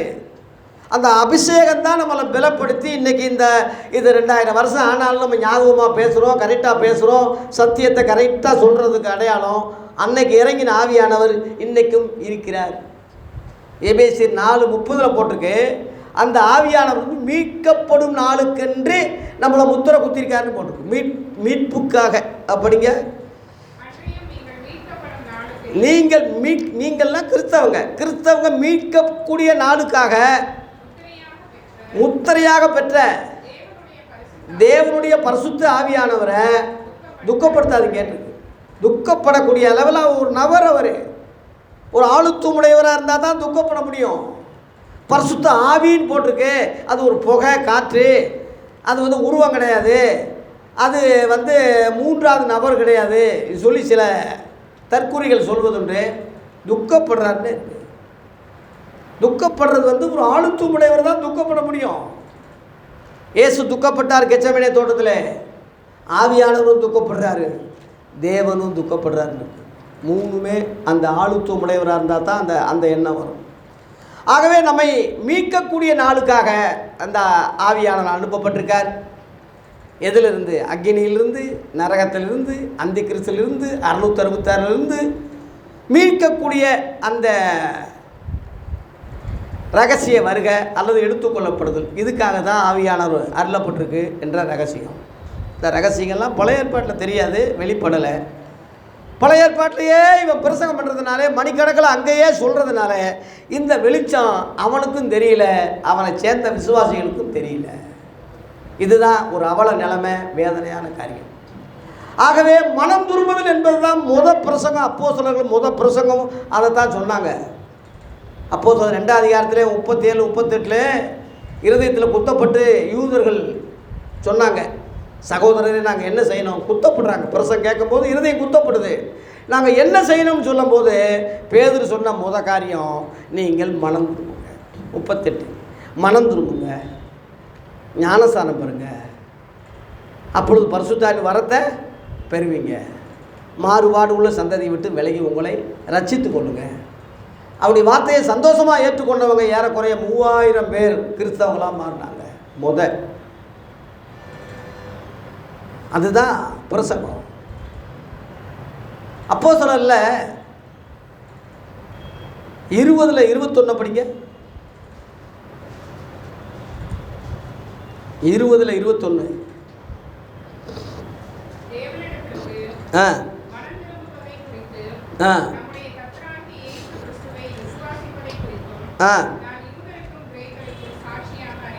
பவுலுடைய பிரசங்கம். தேவனிடத்திலே நீங்கள் மனம் திரும்பணும், இயேசு கிறிஸ்துவை விசுவாசிக்கணும். எப்படி? தேவகுமாரன்னு விசுவாசிக்கணும், அவ்வளோதான். யூதர்கள் இன்ன வரைக்கும் இயேசுவை தேவகுமாரன்னு விசுவாசிக்கலை. அன்னைக்கும் சரி இன்னைக்கும் சரி. ஒரு சிலர் விசுவாசிக்கிறாங்க, அவங்கள யூத கிறிஸ்தவங்கன்னு தள்ளிட்டாங்க. விசுவாசிக்கிறவன் எத்தனை பேரோ, அவர் ஏற்றுக்கொண்டவங்க எத்தனை பேரோ, அத்தனை பேரும் தேவனுடைய பிள்ளைகளாக முடியும் தேவனே அதிகாரம் கொடுக்குறாரு. அவரை விசுவாசியாதவன் மேலே தேவனுடைய கோபம் அவன் தலையில் தங்கியிருக்கும்னு இருக்குது, வசனம் போட்டிருக்கு. ஆகவே தேவ பிள்ளைகளே, முதல்ல மனம் திரும்புறது தான் முக்கியம். அந்த மனம் திரும்புறது பிள்ளைகளோட ஒப்பிடுறார். பிள்ளையை போல நீ மனம் திரும்பு. பிள்ளைகள் முழங்கால் படியிட்டா படியிடும், ஆக்ஷன் செய்யும், நம்ம என்ன சொன்னாலும் கேட்கும். டீச்சர் என்ன சொன்னாலும் பிள்ளையை கேட்பாங்க. கபடற்ற நிலைமையில் இருப்பாங்க. அதாவது பிறவி புத்தி சொல்லிட்டேன், சரீர ரீதியில் குழந்தைகளாக இருக்கக்கூடாது. ஆவிக்குரிய வகையில் குழந்தைகளாக ஆகிட்டா புதிதாய் பிறந்த குழந்தைகளைப் போல அப்படின்னு பேதுரு சொல்கிறான். ஞான பாலின் மேல் எப்படி இருங்க? வாஞ்சையாக இருங்க. கலப்பில்லாத, அதனால் கலப்படம் இல்லாத உபதேசம்னு அர்த்தம். கலப்படம் இல்லாத ஞானப்பால் என்பது சுவிசேஷம்தான். சுவிசேஷத்தில் கலப்படம் கிடையாது. வேறொரு சுவிசேஷம்னு போட்டிருக்கு இல்லையா, அது பேர் கலப்படம். ஒரிஜினல் சுவிசேஷம் கலப்படம் இல்லாத ஞானப்பால். அப்புறம் பலமான ஆகாரம் என்பது நிருபங்கள், வெளிப்படுத்துகிற விசேஷம். அப்படி போகுது. வளரும்படி நீங்கள் வளரணும்ல. அப்படியே பழைய சுவிசேஷத்திலேயே நிற்கக்கூடாது. அங்கேருந்து நடவடிக்கைகளுக்கு வரணும், அங்கேருந்து நிருபங்களுக்கு வரணும், அப்புறம் வெளிப்படுத்துகிற விசேஷத்துக்கு போயிடணும். அதான் பூரணம் மனவாட்டி என்ற எண்ணம். இதுதான் ரகசியம். திரும்ப பேக்கிலேயே போகக்கூடாது. ஒரு 3000 வருஷத்துக்கு முன்னாடி நடந்ததுல சொல்லி கொடுத்துக்கிட்டு அங்கே ஏன் வந்தால் கத்தி எடுத்தான், சண்டை போட்டான், அத்தனை பேரை கொண்டான், அத்தனை பேர் விழுந்தான்னா என்ன முடிஞ்சு போனதை ஏன்டா சொல்லிக்கிட்டு இருக்க? நடக்க வேண்டியது பாரு. ஆவியானவர் வரும்போது வரும் காரியங்களை உங்களுக்கு அறிவிப்பார் தான் ஏன் சொன்னார் தவிர நடந்து போன முடிஞ்சு போனதெல்லாம் சொல்லிக்கிட்டு இருப்பார். ஸோ முடிஞ்சு போனது எதுக்கு சொல்லணும்? தெரிஞ்சுக்கலாம். ஆனால் நடக்க முடியாது. அதை தெரிஞ்சுக்கிட்டு ஒரு பிரயோஜனம் இல்லை. தேவையானது ஒன்று தானே. அநேக காரியங்கள் வந்து ஏன் கவலைப்படுறது? அவசியமான தேவையானது ஒன்று தான். அதை அறிஞ்சிக்க. முக்கியமான விஷயம் என்னென்னா, யோவான் 17:3 இயேசு ஜெபிக்கும் போது சொல்கிறாரு, ஒன்றான மெய்தேவனாகி உமையும் நீர் அனுப்பினவராகிய இயேசு கிறிஸ்துவையும் அறிவதே சொல்லுங்க நித்திய ஜீவன். அதுதான் மெயின். தேவன் யாருன்னு தெரியணும், இயேசு கிறிஸ்து யாருன்னு தெரியணும். இந்த அறிவு இன்னைக்கு இருக்கா? எவன் சொல்கிறான் இயேசு யாருன்னு தெரியல, தேவன் யாருன்னு தெரியல, பரிசுத்தாவி யாருன்னு தெரியல. என்னடான்னு கேட்டால் திருத்துவம்னு சொல்கிறான். வேதத்தில் இல்லாத ஒரு வார்த்தையை சொல்கிறான். திருத்துவம் எங்கே போட்டிருக்கு? அந்த வார்த்தையும் தவறு, அந்த கருத்தும் தவறு. கருத்து என்னென்னா மூவர் ஒருவர்னு அர்த்தம், ஒருவர் மூவர்னு அர்த்தம். அப்படி போடலையே வேதத்தில் இருந்தால் நம்ம ஏற்றுக்கலாம். அது சொருகப்பட்ட வார்த்தை தான். முஸ்லீம்காரங்களுக்காக 10ஆம் நூற்றாண்டில் செட்டப் பண்ண வார்த்தை அது. அவங்க நாங்கள் அல்லாவை ஒரே அல்லாவை சொல்லிக்கிட்டு இருக்கோம், நீங்கள் 3 கடவுளை சொல்கிறீங்களேன்னு சொல்கிறதுக்கு துப்பு இல்லாமல் திருத்துவம்னு ஒன்று செட்டப் பண்ணி மாநாடு போட்டு இப்படி சொல்லுங்கன்னு சொல்லி ஆரம்பிச்சிட்டாங்க. எல்லாம் ஸ்தாபனங்கள் செஞ்ச அநியாயம், தலைவர்கள் செஞ்ச அநியாயம்தான். பரிசுத்த வேதாகமும் அற்புதமானது, அதிசயமானது, நிருபங்கள் முழுவதும் குற்றமற்றது. ஆதி அப்போஸ்தலரும் இயேசு கிறிஸ்துவும் கரெக்டாக தான் சொல்லியிருக்காங்க. அதுக்கு தான் அங்கே வாங்க அதை ஏற்றுக்கங்கன்னு சொல்கிறது. இதெல்லாம் விட்டுருங்க. 1ஆம் நூற்றாண்டுக்கு பிறகு வந்ததெல்லாம் எதுக்கு? 1ஆம் நூற்றாண்டு தான் அஸ்திவாரம் போட்டாச்சுல, சபையை போட்டாச்சுல, மூலக்கல் போட்டாச்சுல, தலைவர் ஆயிடுச்சுல, உபதேசமெல்லாம் வந்தாச்சுல. இன்னும் என்னென்னா உனக்கு 15ஆம் நூற்றாண்டு அவன் ஒரு வட்டத்தை போட்டுக்கிட்டு நான் தான் தலைவர், நான் தான் இதுன்னு சொல்லி ஏன் சொல்கிறீங்க? இப்போ பாருங்க, பெந்தேகோஸ்து சபைகள்னு சொல்கிறோம்ல, எதை வச்சு சொல்கிறான் அவன்? பெந்தேகோஸ்து சபைன்னு அப்போஸ்தலர் 2ஆம் அதிகாரத்தில் பெந்தேகோஸ்து நாள் அதை பிடிச்சிக்கிட்டாங்க. பார்ப்பேன், அது பெந்தேகோஸ்து சபை. அன்னைக்கு அப்போஸ்தலருக்கு தெரியலையா, இயேசுவுக்கு தெரியலையா அந்த பேரை வைக்க? இவன் வச்சுட்டான். 7ஆம் நாள் சபை 7ஆம் நாள் தான் ஓய்வு நாள். பழைய ஏற்பாட்டில் போட்டிருக்கு 4ஆம் நாள் ஓய்வு நாள். அதை பிடிச்சிக்கிட்டான். 7ஆம் நாள் தான் ஓய்வு நாள், ஓய்வு நாள் சபை, அதை பிடிச்சிக்கிட்டான். அப்புறம் மார்ட்டின் லுத்தரன் சபைன்னா லுத்தரர் அவர் இப்போ புரட்சி செஞ்சு போப்புலேருந்து பிரிஞ்சு வந்தார்ல, லுத்தரன் சபை, அவர் பேர் லுத்தரன் சபை, அவர் பேரில் ஒரு சபை. அப்புறம் சிபிஎம் வந்து தீ பெந்தேகோஸ்னு ஒருத்தன் 4 வச்சான், அதெல்லாம் கிடையாது. தீ பெந்தேகோஸ்ன்னு சொல்லி இதுதான் ஒரிஜினல்னு சொல்லி 19ஆம் நூற்றாண்டில் பவுல்னு சொல்லி ஒருவர் சொல்லுவதில் ஆரம்பித்தார். இப்படி வந்தது தானே எல்லாம். இந்த சாபனங்கள் முழுவதும் எதையாவது ஒன்று, இந்த யானையை பார்த்தே குருட கதை உங்களுக்கு தெரியும்ல, ஒவ்வொன்று தலைவி அதுதான் ஞானசாமி சொல்ல மாதிரி ஒவ்வொரு வசனத்தை பிடிச்சிக்கிட்டு, அது கிருபாசனம்னு ஒரு சபை இருக்குது அங்கே காஞ்சிரக்கோடு, இங்கே கன்னியாகுமரியில் கிருபாசனம்னு தைரியமாய் வரக்கொடுவோம் இருக்குல்ல, அதை பிடிச்சிக்கிட்டான். கிருபாசன சபை, அதாவது கிருபாசன சபை. இந்த மாதிரி இந்த வேதத்தை ஒவ்வொன்றா ஒவ்வொரு தாளை கிழிச்சிக்கிட்டான்னு அர்த்தம். ஒவ்வொரு தாளை கிழிச்சிக்கிட்டு இதுதான் எங்கள் சபை, இதுதான் எங்கள் உபதேசம், எல்லாம் சேர்ந்தது தான் புதிய ஏற்பாடு. புதிய ஏற்பாடையே ஆளுக்கு ஒன்று பிரிச்சுக்கிட்டு அவன் ஒன்றுன்னா முட்டா பையனை தவிர, அவன் குருடனை தவிர அவனை எப்படி வையாமல் இருக்க முடியும்? எல்லாத்தையும் கொண்டு வாங்க, ஒன்று சேருங்க. கிருபாசனமும் வேணும், ஓய்வு நாள் போட்டிருக்குல்ல, அது பழைய ஏற்பாட்டில் இருக்குது, அது என்ன ஏதுன்னு இங்கே வந்து பார்ப்போம். அவன் கொண்டா பெந்தேகோஸ்து நாள்னு சொல்கிறீங்கள, கொண்டு வா, எல்லாம் கொண்டு வாங்க, எல்லாம் கொண்டு வந்து இணைச்சி மொத்தமாக வச்சு பேசுங்க.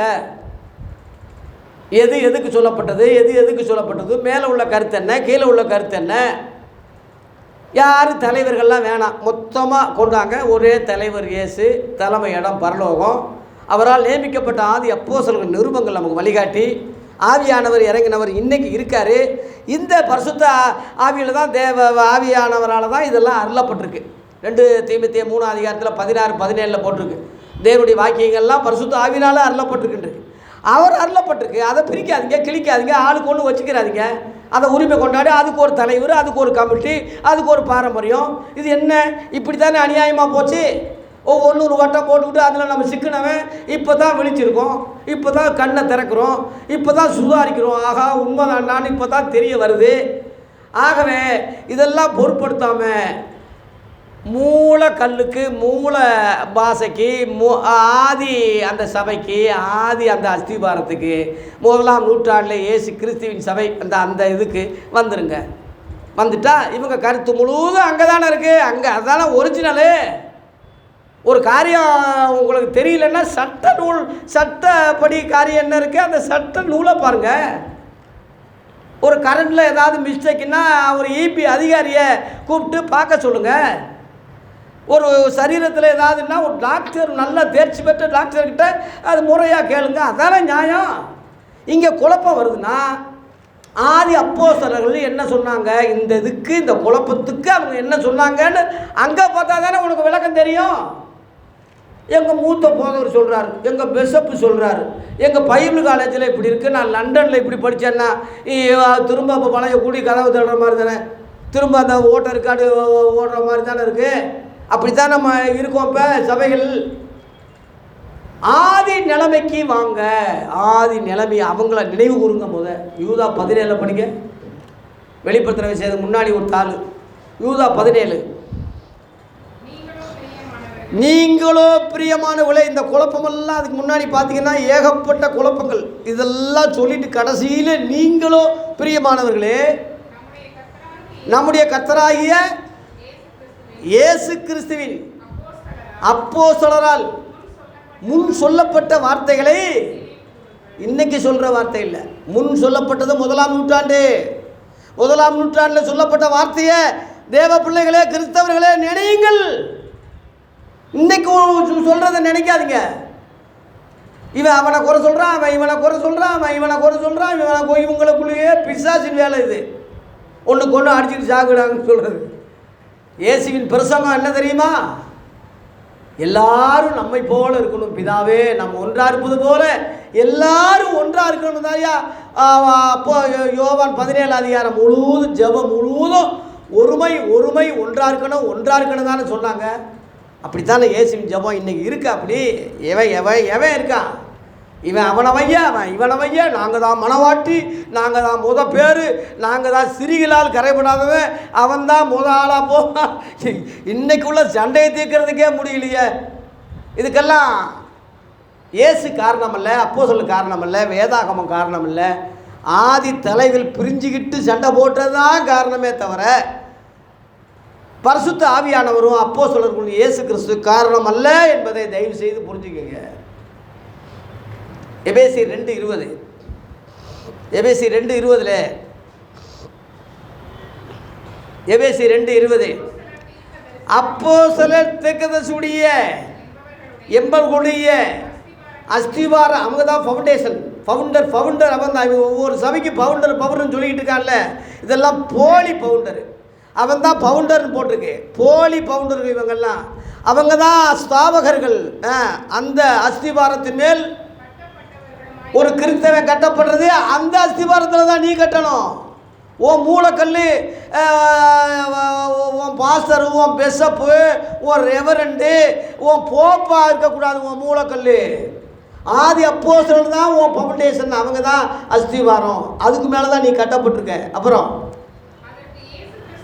அந்த இதுக்கு தான் இயேசு மூலக்கல்லாக இருக்கார், எல்லாத்துக்கும் கிடையாது. எல்லாத்துலேயும் இயேசு இருப்பாராக்கும், இருக்க மாட்டார் எல்லாத்துக்கும். அங்கே தான் அவர் மூலக்கல்லாக இருக்கார். அவர் மேல் மாளிகை முழுவதும் இசைவாக இணைக்கப்பட்டு கர்த்தருக்குள்ளும் பரிசுத்த ஆலயமாக, பரிசுத்த ஆலயம்னு போர்டு போட்டால் பரிசுத்த ஆலயம் வந்துருமாக்கும் உனக்கு. பரிசுத்த ஆலயம், பரிசுத்த ஸ்தலம்னு போட்டால் தேனுன்னு எழுதி நக்குனா இனிக்குமா? இன்றைக்கி அப்படித்தானே இருக்குது. இங்கே இதில் பாரு மகனே மகளே, இதில் பாரு, அந்த பரிசுத்த ஸ்தலம், பரிசுத்த ஆலயம், தேவ ஆலயம் அப்படியே எழும்புது. தேவாலயமாக கட்டப்பட்டு வருகிறீர்கள். அவர் மேல் நீங்களும் தேவனுடைய வாசலமாக கூட்டி கட்டப்பட்டு இன்னும் முடியல. கழுத்து வரைக்கும் அந்த ஆவியானவருக்கு சபையை கட்டுவார்.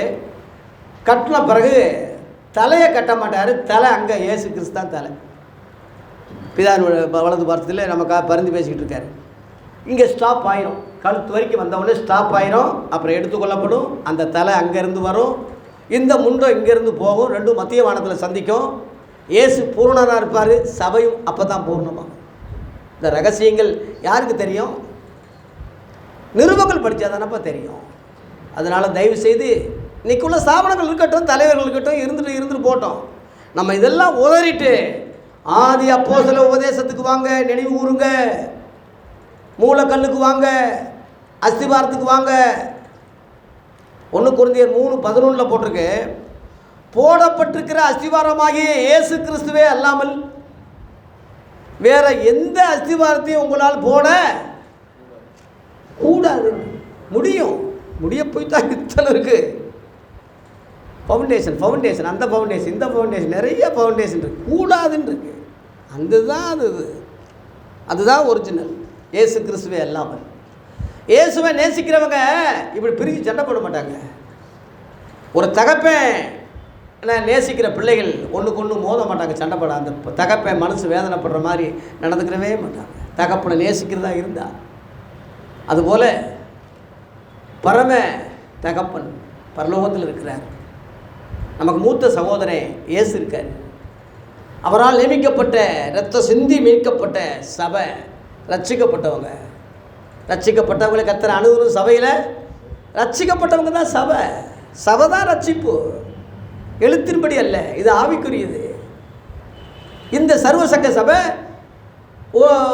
எபிரேயரில் 12:23 இருக்குது. சர்வசங்க சபை அப்படி போட்டிருக்கு. அதான் இயேசு கிறிஸ்து அங்கே இருக்கார், ஆவியானவர் அங்கே இருக்கார், தேவன் அங்கே இருக்கார், பூர்வமாக்கப்பட்ட ஆவிகள்லாம் அங்கே தான் இருக்குது. தெளிவாக போட்டிருக்க. அதனால் எழுதப்பட்டதுக்கு மிஞ்சி எவனும் நினைக்காதீங்க. 1 கொரிந்தியர் 4:6 போட்டிருக்கு. 1 கொரிந்தியர் 4:6 படிங்க. 1 கொரிந்தியர் 4:6. ஆதி அப்போஸ்தலர் அதான் சொன்னாங்க, இந்த மாதிரி குழப்பங்கள் வரும், பின்னாடி இந்த மாதிரி பிரச்சனைகள் வரும் என்பதுக்கு தான் அன்னைக்கே ஒரு வார்த்தை எழுதுனாங்க. என்ன எழுதுனாங்க? சகோதரரே, எழுதப்பட்டதுக்கு மிஞ்சி என்ன வேண்டாம் என்று எங்களாலே நீங்கள் கற்றுக்கொள்ளுங்க. எழுதப்பட்டதுக்கு மிஞ்சி என்னாதீங்க, ஏன்னா அவன் நினைப்பு தான் பொழப்பு கெடுக்குதுன்னு சொன்ன மாதிரி அவன் நினைப்பு, நான் இப்படி நினைக்கிறேன், இப்படி யோசிக்கிறேன், இப்படி இருந்தால் நல்லா இருக்கும்ல, இப்படி இருந்தால் நல்லா இருக்கும்ல, யோசிக்க யோசிக்க தோண்ட தோண்ட வந்துக்கிட்டு தான் இருக்கும். அப்போ இயேசு எதுக்கு? ஆவியானவர் எதுக்கு? அப்போஸ்தலர்கள் எதுக்கு? அப்போஸ்தலர்களே என்ன சொன்னாங்கன்னா, நாங்கள் அறிவித்த இந்த சுவிசேஷத்தை அல்லாமல், கலாத்தியர் 1 அதிகாரத்தில் 8-9 இருக்குது, நாங்கள் அறிவித்த இந்த சுவிசேஷத்தை அல்லாமல் நாங்களாவது, இவங்களே வானத்தின் தூதனாவது வேறொரு சுவிசேஷத்தை உங்களுக்கு எவனாவது சொன்னால் அவன் யார்? சபிக்கப்பட்டவனாக இருக்கா கடவான். முன் சொன்னது போல் மறுபடியும் திரும்ப திரும்ப சொல்கிறேன்னு அந்த வார்த்தையை கன்ஃபார்ம் பண்ணாங்க. இவங்களே மாற்றி சொல்லக்கூடாது. நான் அன்னைக்கு அப்படி சொன்னேன், இப்போ இப்படி கிடையாது. சொன்னது நான் அல்ல, கர்த்தர். பவுலுடைய பிரசங்கம் நல்லா நீங்கள் பார்த்தீங்கன்னா 1 கொரிந்தியர் 7 அதிகாரத்தில் கர்த்தர் சொல்லக்கூடிய வார்த்தையை வரும்போது நான் அல்ல, கர்த்தர் சொல்கிறார். இவன் யோசனை சொல்லும்போது கர்த்தர் அல்ல, நான் சொல்கிறேன்னு சொல்கிறேன், என் சொந்த அபிப்பிராயத்தை சொல்கிறேன்னு சொல்கிறேன். அதனால் நிருபங்கள் உள்ளதெல்லாம் சொந்த அபிப்பிராயம் யோசனைகளும் உண்டு, தேவனுடைய வார்த்தைகளும் உண்டு. இந்த சொந்த அபிப்பிராயத்தை செய்யலாம், செய்யாமையும் போகலாம், அது உங்கள் இஷ்டம். ஆனால் கர்த்தர் சொல்கிறாருன்னு சொல்கிறத ஏற்றுக்கிட்டு தான் ஆகணும். உனக்கு விளங்குதோ விளங்கலையோ, புரியுதோ புரியலையோ, அதை பின்னாடி புரியும், அதை நீ நம்பித்தான் ஆகணும், ஏற்றுக்கொண்டு தான் ஆகணும். 1 கொரிந்தியர் 11:23 நான் உங்களிடத்தில் ஒப்புவித்ததை கர்த்தரிடத்தில் பெற்றுக்கொண்டேன்னு பவுல் சொல்கிறான். ஸ்தாபனத்தில் பெற்றுக்கொண்டேன், ஓமாபுரியில் பெற்றுக்கொண்டேன், இந்த இங்கே பெற்றுக்கொண்டேன்னு சொல்லலை, கர்த்தரிடத்தில் நான் பெற்றுக்கொண்டேன். அதுதாயா வெளிப்பாடு, அதுதானே உண்மை. அதனால தான் அந்த வெளிப்பாடை நானே மீறினாலும் எனக்கே சாபம்னு சொல்கிறான். இன்றைக்குள்ள ஸ்தாபன தலைவர்களை பின்பற்றாதீங்க. இன்றைக்குள்ள ஸ்தாபனங்கள் மின்னாம்பூச்சி மாதிரி, ஏதோ வழிகாட்டி மாதிரி, பூர்ணமாக அவங்க சொல்லலை, சொல்ல முடியாது. ஏன்னா ஒவ்வொரு தாளாக தனித்தனியாக கிழிச்சிட்டு போயிட்டாங்க. எல்லாம் ஒன்றாங்க, கொண்டாங்க, எல்லாம் ஒருமனப்படுங்க. ஆதி சபையில் இந்த ஒருமனம் இருந்துச்சு, இங்கே ஸ்தாபனங்கள் பிரியல. இப்போ அப்போஸ்தலர் 4 அதிகாரத்தை எடுங்க, 32. அப்போஸ்தலர் 4 அதிகாரத்தில் 32 பாருங்க.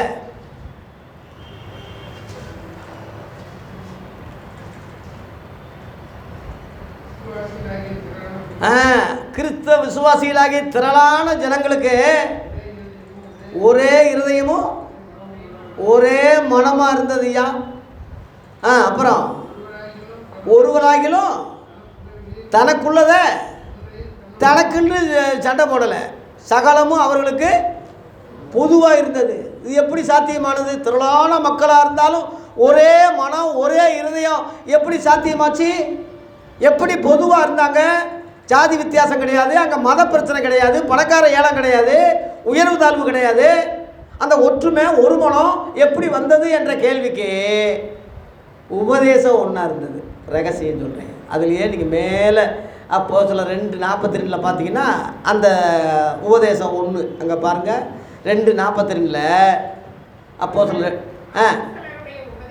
அவர்கள் அப்போஸ்தல உபதேசத்துலேயும் அந்த அந்நியோன்யத்தில் அந்த அப்பப்பக்க ராபோஜனத்தில் அப்புறம்தான் ஜெபம் பண்ணுறதுல உறுதியாக இருந்தாங்க. ரகசியத்தை முதல் புரிஞ்சுக்குங்க.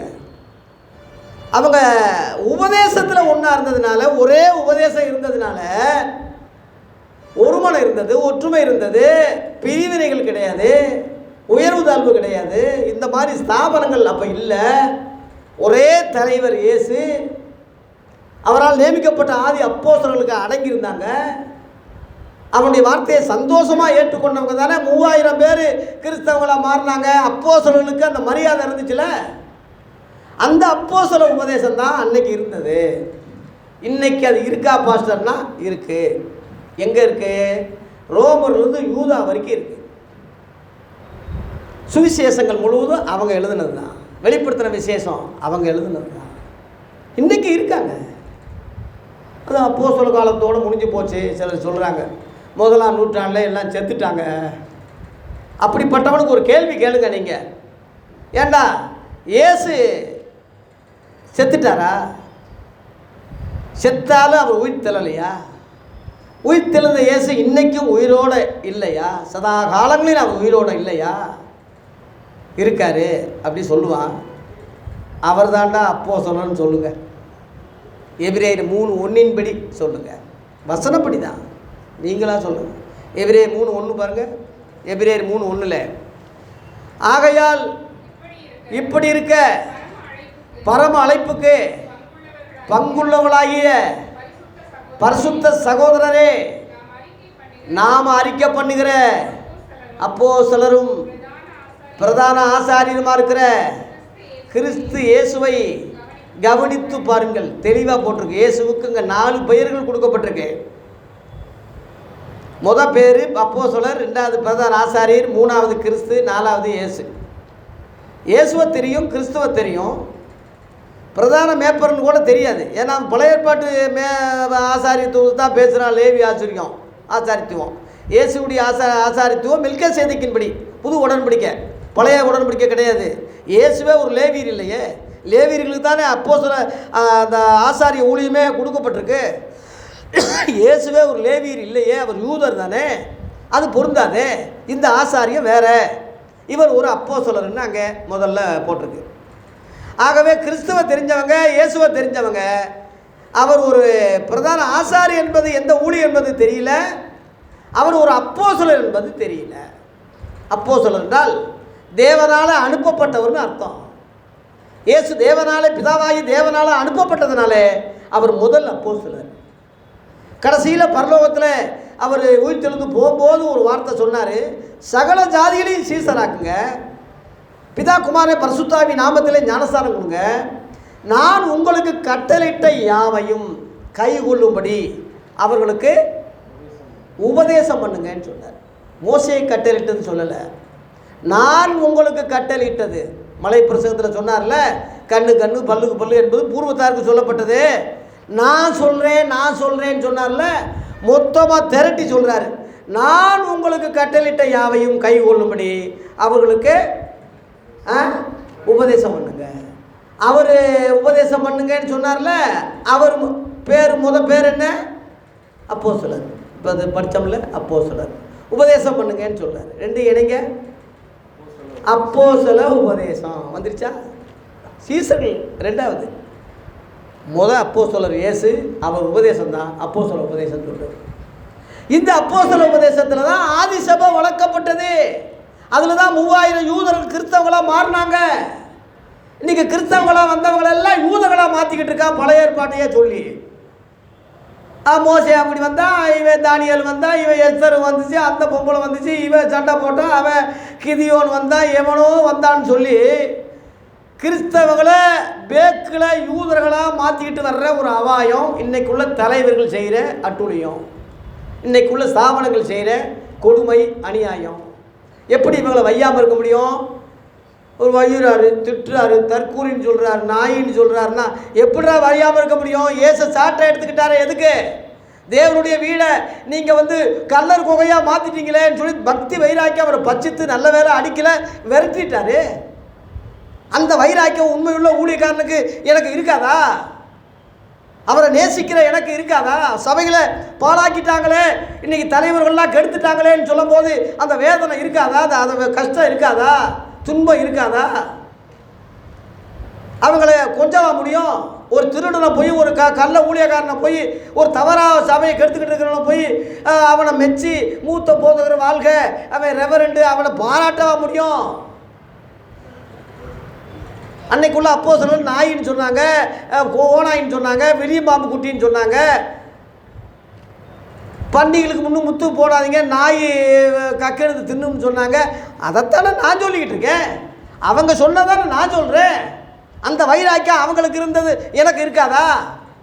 நான் இப்போ டம்மி பீஸா? முகஸ்துதியில் நான் போகிறவனா? காசு கொடுத்தா இழிச்சிட்டு இழிச்சவன் கிடையாது நான். உண்மையுள்ள இயேசுவுக்காக என் ஜீவனை கொடுக்க ரெடியாக இருக்கேன், உயிரை கொடுக்க ரெடியாக இருக்கேன். இன்றைக்குள்ள சபைகள் முழுவதும் அந்த மாதிரி சொல்லலையே. சொல்லணும் என்ற முறையில் தான் சொல்லி 4 தடவை 5ஆவது தடவை கோபம் வருது. கோபத்தை அடக்க முடியல. கோபம் செய்தால் நான் பாவம் செய்யலை, கரெக்டாக தான் சொல்கிறேன். அன்போடு வரவா பிறம்போடு வரவான்னு கேட்டான் பவுல். எத்தனை தடவை அன்பா சொல்கிறது? அந்த அன்புலேயே இன்னொரு அன்பு சொன்னால், அந்த இன்னொரு விஷயம் சொன்னால், அந்த அன்புல தெரியுமா உங்களுக்கு? 1 கொரிந்தியர் 16:22. 1 கொரிந்தியர் 16:22 அந்த அன்புன்னு சொல்லிக்கிட்டே இன்னும் அந்த அன்புக்கே ஒரு விளக்கம் கொடுத்தான் பாருங்க. இல்லைம்மா 16:22 ஒருவன் கர்த்தராகிய இயேசு கிறிஸ்துவை அன்பு கூறாமல் போனால் அவன் சபிக்கப்பட்டவனாக இருக்க கடவான். கர்த்தர் வருகிறார். இயேசு கிறிஸ்துவை நீ அன்பு கூறாட்டினா நீ சபிக்கப்பட்டவன் சொல்றானே, சபிக்கிறானே. இயேசுவை அன்பு கூர்ந்தா பிரிவினை வருமா, போட்டி வருமா, நீ பெருசு நான் பெருசுன்னு வருமா? இயேசு 1000 பிரதான மேப்பராக இருக்கும்போது நானும் பிரதான மேப்பருண்டு அவருக்கு ஈக்குவலாக நீ சொல்லுவையா? அவர் ரெவரண்டாக இருக்கும்போது நானும் ரெவரண்டு சொல்லுவையா? நீயே அவர் பிரதான மேப்பர்னு சொல்லும் போது நானும் பிஷப்பு தாண்டு நீ அவருக்கு ஈக்குவலாக சொல்லுவையா? சொல்லுவையா? அன்னைக்குள்ள ஊழியக்காரே அவர் செருப்பு அவுக்கிறது கூட தகுதி இல்லைன்னு சொன்னாங்க. அவர் பெருகூட நான் சிறுகணும்னு சொன்னாங்க. இப்போ சொல்ல 10ஆம் அதிகாரத்தில் கொர்நேலியு காலில் விழுகிறான், பேதுரு காலில் விழுகிறான். பேதுரு என்ன எப்படி எழுந்துரு, நானும் ஒரு மனுஷன்னு சொன்னான். மற்ற அப்போ சொல்ல 10ஆம் அதிகாரத்தில் 25-26 போட்டிருக்கு. அவன் இல்லையா ஊழியக்காரன்?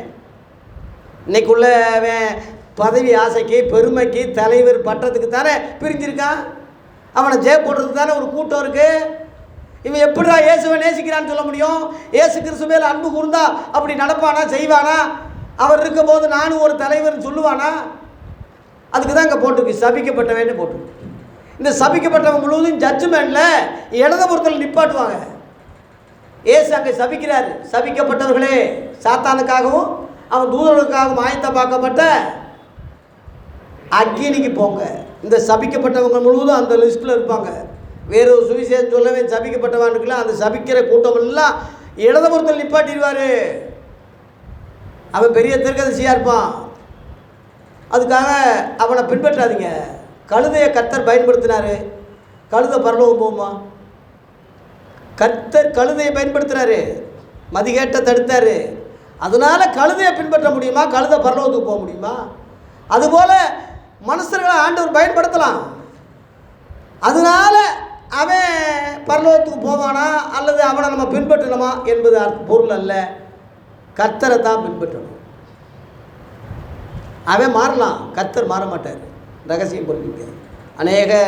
நான் அந்த நாட்களில் அநேகரை என்னை நோக்கி உமது நாமத்தினாலே தீர்க்கதரிசனம் உரைத்தோம் அல்லவா? தீர்க்கதரிசனம் உரைச்சவங்க தான். உமது நாமத்தினாலே பிசாசுகளை துரத்தினோம் அல்லவா? உமது நாமத்தினால் அநேக காரியம், இயேசுவின் நாமத்தில் தீர்க்கதரிசனம் சொல்லியிருக்கா, பிசாசு விரட்டியிருக்கா, நல்ல காரியங்கள் நடந்திருக்கு. அதனால அவன் பரலோகத்துக்கு போனானா? முடிஞ்சதா? ஏசு அவங்கள அதை வச்சு பாராட்டினாரா? அக்கிரம செய்கார என்னை விட்டு அகண்டு போங்கல்ல சொல்கிறாரு. கள்ள தீர்க்கதரிசிக்கு எச்சரிக்கையாருங்கன்னு சொல்கிறாரு. அதனால பயன்படக்கூடிய ஊழியர்களை கூட நீங்கள் பின்பற்றக்கூடாது. தீர்க்கதரிசனம் சொல்கிறவங்களை கூட நம்பிடக்கூடாது, பின்பற்றக்கூடாது. இயேசு கிறிஸ்து நேற்றும் என்றும் அவர் என்றும் மாறாதவராக இருக்கிறார்.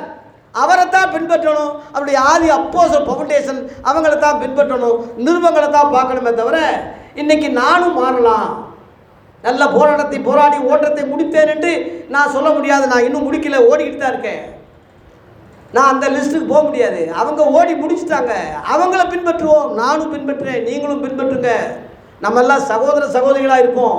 இயேசு தலைவர், தலைமையிடம் பரலோகம், அவரால் நியமிக்கப்பட்ட ஆதி அப்போஸ்தலர் வழிகாட்டிகள், நிருபங்கள், சுவிசேஷங்கள், பாடங்கள், வெளிப்பாடு, கடைசி வெளிப்பாடு வெளிப்படுத்தின விசேஷம். இதில் நில்லுங்க. பழைய ஏற்பாட்டை படிச்சுக்குங்க, தெரிஞ்சுக்குங்க. நடக்காதீங்க, அதன்படி நடக்க முடியாது. அவங்க கிறிஸ்தவங்க கிடையாது. அவங்க அதில் நேரத்தையும் காலத்தையும் 1-2 மணி நேரம் பேசுகிறது தற்கூரித்தனமே தவிர, அறியாமையே தவிர, குருடர்களே தவிர அவங்க நல்லவங்க கிடையாது. அவங்கள பின்பற்றி போகிற சபையும் கெட்டுத்தான் போகும். இன்ன வரைக்கும் ஏன் எழுப்புதல்ல? இத்தனை சபை இருக்குன்னு போய் சொல்கிறானே, ஏன் எழுப்புதல் வரல? ஒரு 11 பேரை கொண்டு உலகத்தை கலக்கணவே இங்கே வந்துட்டாங்கன்னு அன்னைக்கே சொன்னாங்களே 1ஆம் நூற்றாண்டில். இன்னைக்கு இத்தனை வருஷம் ஆகுது, இத்தனை பேர் இருந்து என்னடா செய்ய? என்ன எழுப்புதலாக இருக்கு? ஜாதி ஒழிஞ்சிருக்கா? பணக்கார ஏழை ஒழிஞ்சிருக்கா? இன்னும் பாகுபாடு இருக்கே. இன்னும் நீ பெரிய சபை, நான் பெரிய சபைன்னு சொல்கிறானே. கிறிஸ்தவங்களுக்குள்ளேயே சண்டை போட்டுக்கிட்டு கிறிஸ்தவங்களுக்குள்ளேயே ஒற்றுமை இல்லாமல் இருக்கானே. கிறிஸ்தவங்களுக்குள்ளேயே இன்னைக்கு சரியில்லாமல் இருக்கான்னா மற்றவங்களுக்கு எப்படி அவன் சுவிசேஷம் சொல்ல முடியும்? அதனால் நம்மளும் அதில் ஒரு ஆளாக போகாமல் இதை நம்ம தீர்க்கவும் முடியாது, சரி பண்ணவும் முடியாது. தயவு செய்து மண்டையை உதறிட்டு இயேசுவை நோக்கி பாருங்க, அப்போ தான் பிழைக்க முடியும். அவர் ஒருவர் தான் மாறாதவர். மரித்தேன், இதோ சதாகாலம் நான் உயிரோடு இருக்கேன்னு சொல்கிறது அவர் ஒருவர் தான். சாவன தலைவர்கள்லாம் செத்துட்டாங்க. நீங்கள் அவங்க மகங்க இருக்காங்க, அவங்களும் செத்துருவாங்க. செத்து போகிற ஆளுகளாக நமக்கு தலைவராக இருக்க முடியும்?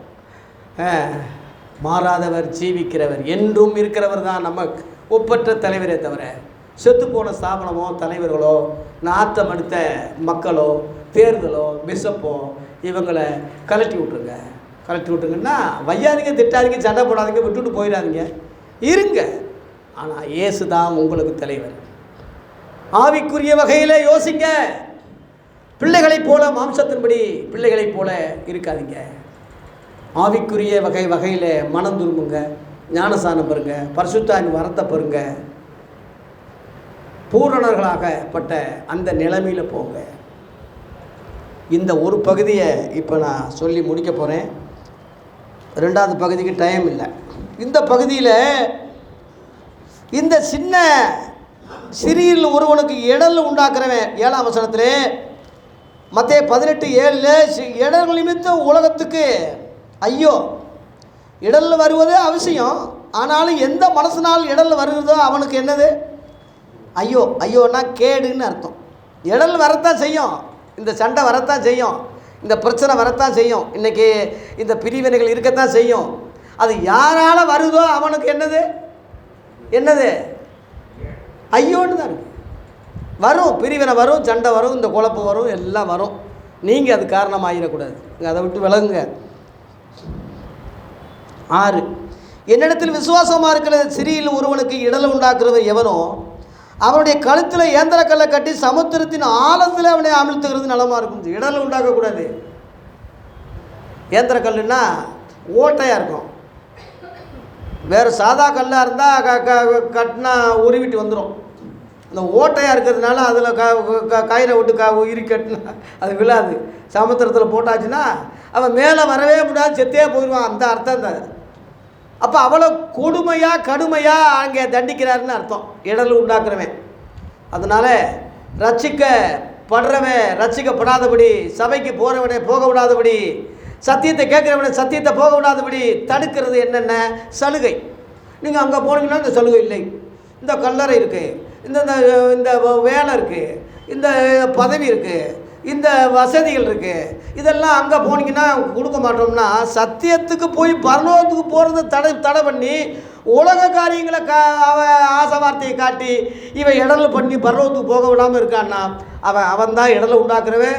அவன் கல்லில் ஏந்திரத்தை அவன் கட்டி போடுறேன்னு தான் சொல்கிறார். பாருங்கள், என் வலது கை மாதிரி இவன் அப்படி சிலர் வச்சுருப்பீங்க. என் வலது கை மாதிரி இவன், என் கண்ணு மாதிரி பாஸ்டர் இவன், என் வலது கை மாதிரி. இங்கே போட்டிருக்கு 8ஆம் வசனம், உன் கையாவது உன் காலாவது உனக்கு இடலை உண்டாக்கினா தரித்து போடு, எடுத்து போட்டுரு. நீ 2 கை உடையவனா அல்லது 2 கால் உடையவனா நித்திய ஆக்கினிக்கு போகிறத விட பார்க்கிலும் சப்பானியா அல்லது ஊனனா நித்திய ஜீவனுக்குள்ளே பிரவேசிப்பது உனக்கு எப்படி இருக்கும்? நலமாக இருக்கும். உன் கண்ணு உனக்கு இடலை உண்டாக்கினா 9 அதை பிடுங்கி எரிந்து போட்டு 2 கண்ணு உடையவனா எரி நரகத்துக்கு நீ தள்ளப்படுவது பார்க்கலாம். ஒற்ற கண்ணனா ஜீவனுக்குள்ளே பிரவேசிப்பது உனக்கு நல்லது. இவன் கண்ணு மாதிரி, இவன் காலு மாதிரி, இவன் இருதயம் மாதிரி எவன் இருந்தாலும் சரி, நித்திய ஜீவனுக்கு விட அதிகமாக அவன் உனக்கு முக்கியம் அல்ல. அதை நம்ம தயவு செய்து புரிஞ்சுக்குங்க. இயேசுவை விட யாரையும் நேசிக்காதீங்க. ஒருத்தனை அதிகமாக நேசிங்கன்னா அவன் சொல்கிறதெல்லாம் நீங்கள் நம்ப வேண்டியதாயிடும். ஒருத்தனை அதிகமாக வெறுக்கவும் செய்யாதீங்க. அவன் நல்லது சொன்னாலும் நீங்கள் வெறுக்க வேண்டியதாயிடும். சமமாக வச்சுக்கோங்க, நிதானமாக போங்க. முழுசாக யாரையும் நம்பிடாதீங்க. இயேசு கிறிஸ்துவை முழுசாக நம்புங்க. அவர் என்ன சொன்னாரோ அதன்படி செய்ய, விளங்குதோ விளங்கலையோ பின்னாடி விளங்கிடுவீங்க. அதனால் இயேசு வேதாகமத்தில் சுவிசேஷங்களை சொல்லியிருக்கார். 10ஆம் வசனத்தில் இது சிறியில் ஒருவனையும் அற்பமாக எண்ணாதபடி எச்சரிக்காருங்க. அவர்கள் கூடிய தேவதூதர்கள் பரலோகத்தில் என் பரமபிதாவின் சமூகத்தை எப்பொழுதுமே தரிசிக்கிறார்கள் உங்களுக்கு சொல்லுகிறேன். மனசுகுமார் கெட்டு போனதை ரட்சிக்க வந்தார். எதுக்கு வந்தார்? கெட்டு போனதான் ரட்சிக்க வந்தார். நம்ம எல்லாம் கெட்டு போயிட்டோம். நம்ம நல்லவங்களாக இருந்ததுனால ரட்சிக்க வரல. பாவிகளை ரட்சிக்க கிறிஸ்து இயேசு உலகத்தில் வந்தார் என்று 1 தீமோத்தேயு 1:15 சொல்கிறோமே. நம்ம எல்லாம் பாவிகள் தானே. ஆதாமிலிருந்து எடுத்துக்கிட்டா எல்லாமே பாவின்னா, துரோகின்னா, சபிக்கப்பட்டவன்னா நாம் எப்படி பரிசுத்தவான் ஆக முடியும்? அந்த கூட்டத்தை ரட்சிக்கத்தான் இந்த இயேசு வந்தாரே தவிர அப்படி அல்ல. அதனால் நாமளும் நம்மையும் தேடி வந்தார். அது எப்படி உதாரணம் சொல்கிறார் பாருங்கள். உங்களுக்கு எப்படி தோன்றுகிறது? 12. ஒரு மனுஷனுக்கு எத்தனை ஆடு? 100 ஆடு இருக்கும்போது அந்த ஒரு ஆடு காணாமல் போகுது. அந்த 99 ஆடுகளை விட்டுட்டு காணாமல் போன ஒரு ஆட்டுக்காக தேடி வர்றான் ஐயா. தேடி வந்துட்டு அந்த ஆட்டை கண்டுபிடிச்சிட்டா அந்த 99 ஆடுகளை விட அந்த கண்டுபிடிச்சி அந்த ஒரு ஆட்டை குறித்து அவன் சந்தோஷப்படுறான் இருக்கு. இதனுடைய அர்த்தம் என்னென்னா, தேவதூதர்கள் கோடாகோடியாய் கர்த்தருக்கு இருக்க, 12 லேகியனுக்கு அதிகமான தூதர்கள் அவருக்கு துதிக்க, அவருக்கு பணிவிட செய்ய இருக்க, அதெல்லாம் அதான் 99 சொல்கிறது. அந்த ஒன்று காணாமல் போனது மனுஷன் காணாமல் போயிட்டான். ஆதாமே நீ எங்கே இருக்கிறாய் என்று சொன்னார்ல, காணாமல் போயிட்டான்னு தான் அர்த்தம். காணாமல் போயிட்டான். அந்த 99 தூதர்கள் இருக்குது, அவங்க போதும், இவன் போனது போகட்டும்னான்னு சொல்லி அந்த 99 அவர் சந்தோஷப்படாமல் அதெல்லாம் அங்கே விட்டுட்டு காணாமல் போன ஒரு ஆடாகிய நம்மை தேடி வந்தார். அதான் கெட்டு போனதை ரட்சிக்க வந்தார். அதான் நல்ல மேப்பன். நானே நல்ல மேப்பன் ஆடுகளுக்காக என் ஜீவனை கொடுக்கிறேன், என் ஆடுகள் என் சத்தத்துக்கு செவி கொடுக்கும். எல்லாம் அந்த அந்த அர்த்தம் முழுவதும் அந்த அர்த்தம் தான் அது. ஆகவே தேவ பிள்ளைகளே, அந்த ஒரு ஆடு தான் மனித பிறவிகள் மனிதனை தேடி இந்த உலகத்தில் காணக்கூடாதவர் காணும்படியாய் மனச பிறவியாய் வந்தார். அதுதான் மனசகுமாரன். 13 அதை அவன் கண்டுபிடித்தால் சிதறி போகாத 99 ஆடுகளை குறித்து சந்தோஷப்படுவதை பார்க்கலாம், அதை குறித்து அதிகமாய் சந்தோஷப்படுவான் என்று மெய்யாகவே உங்களுக்கு சொல்லுகிறேன். தேவதூதர்களும் சற்று சிறியவனாக படைத்தாலும் இவன் தான் இயேசுவுக்கு சந்தோஷம். ஏன்னா தேவதூதர்கள்லாம் தேவ சாயல் அல்ல, அதை புரிஞ்சுக்குங்க. மனுஷர்கள் தான் தேவ சாயல். தேவதூதர்களை விட மனிதர்களை ஏன் நேசிக்கிறார்னா, மனிதன் தேவ சாயல். ஆதாமை படைக்கும் போது நமது சாயலாகவும் நமது ரூபத்தின்படியும் மனுஷனை உண்டாக்குவோமாக சொல்லி தானே மனுஷனை படைத்தார். மனுஷன் தேவ சாயல், தூதர்கள் தேவ சாயல் அல்ல. அதனால தான் அவர் ஆபிரகாமுக்கு உதவியாய் கைகூடாமல், தூதருக்கு உதவியாக கைகூடாமல் ஆபிரகாமின் சந்ததிக்கு உதவியாக கை கொடுத்தாருன்னு போட்டிருக்கு. கெட்டு போனதை ரட்சிக்க வந்து நம்ம மனுஷ பிறவிகளை தேடி வந்தார்னா மனுஷ தேவ சாயல். ஆகவே இவ்விதமாக 14 நான் இந்த பகுதியை முடிக்கிறேன். இவ்விதமாக இந்த சிறியில் ஒருவனாகிலும் கெட்டுப்போவது பரலோகத்திற்கு உங்கள் பிதாவின் சித்தம் அல்ல. புரிஞ்சுக்கங்க. இந்த பிதாவின் சித்தத்தை செய்கிறவன் தான் பரலோக ராஜ்யத்தில் பிரவேசிப்பான். அல்லாமல் என்னை நோக்கி கர்த்தாவே கர்த்தாவேன்னு சொல்கிறவன் அதில் என்ன செய்ய முடியாது, பிரவேசிக்கவே முடியாதுன்னு சொல்லிட்டாரு. அதனால பரலோகத்துக்கு போகிறதுக்கு அநேகர் இன்றைக்கி தடையாக இருக்காங்க. சிறியர்னா சின்ன குழந்தைகளுக்கு மட்டும் அது பொருந்தாது. இந்த சிறியர்களுக்கு ஒருவனுக்கு எதை செய்தீர்களோ அதை எனக்கே செய்தீர்கள் சொன்னாரே. நான் பசியாக இருந்தேன், தாகமாக இருந்தேன், வஸ்திரம் இல்லாது இருந்தேன், அந்நியனாக இருந்தேன். எத்தனை பிறவிகள், மனுஷ பிறவிகள். இவங்க எல்லாரும் ஆத்துமாக்கள் இல்லையா? அன்னை தெரசாம்மா தொண்டு அதானே. ஐயோ ஏன் ஏசு இருக்காரே, ஐயோ ஏசு அழுகிறாரே கிடக்கிறாருன்னு சொல்லி தானே அணைச்சி சேவை பண்ணாங்க. அதுதான் கிறிஸ்துவின் சிந்தையே நம்மிலும் காணப்படணும். சிறியில் ஒருவனையும் நம்ம அற்பமாக நினைக்கக்கூடாது. கீழ் சாதி, அவன் அந்த சாதி, அவன் இந்த சாதி, அவன் இப்படிப்பட்டவன், அவன் அப்படிப்பட்டவன், யாரையும் குறை சொல்ல வேணாம், யாரையும் அற்பமாக இணைக்க வேணாம். எல்லாரும் ரட்சிக்கப்படுவது பிதாவினுடைய சித்தமாக இருக்கிறது. ஒருவனாவிலும் கெட்டு போவது தேவனுடைய சித்தம் அல்ல. எல்லாரும் ரட்சிக்கப்படவும் சத்தியத்தை அறிகிற அறிவை அடையவும் அவர் சித்தம் உள்ளவராக இருக்கிறான்னு 1 தீமோத்தேயு 2:4 போட்டிருக்கு. அதனால் இதுதான் தேவ சித்தம். மகனே மகளே, தேவ பிள்ளைகளே, கிறிஸ்தவர்களே, எல்லா சபைகளும் ரட்சிக்கப்படணும், எல்லா மேப்பர்களும் ரட்சிக்கப்படணும், எல்லா பிஷப்புகளும் எல்லாரும் ரட்சிக்கப்படணும். நான் ஏன் கடினமாக சொல்கிறேன்னா, ரட்சிக்கப்படணும், மனம் திரும்பணும், இயேசுவை தலைவராக்கு. உன் கிரீடத்தை எடுத்து போடு, இயேசுக்கு பாதத்தில் விழு, அவரை உயர்த்து, உன்னை தாழ்த்து.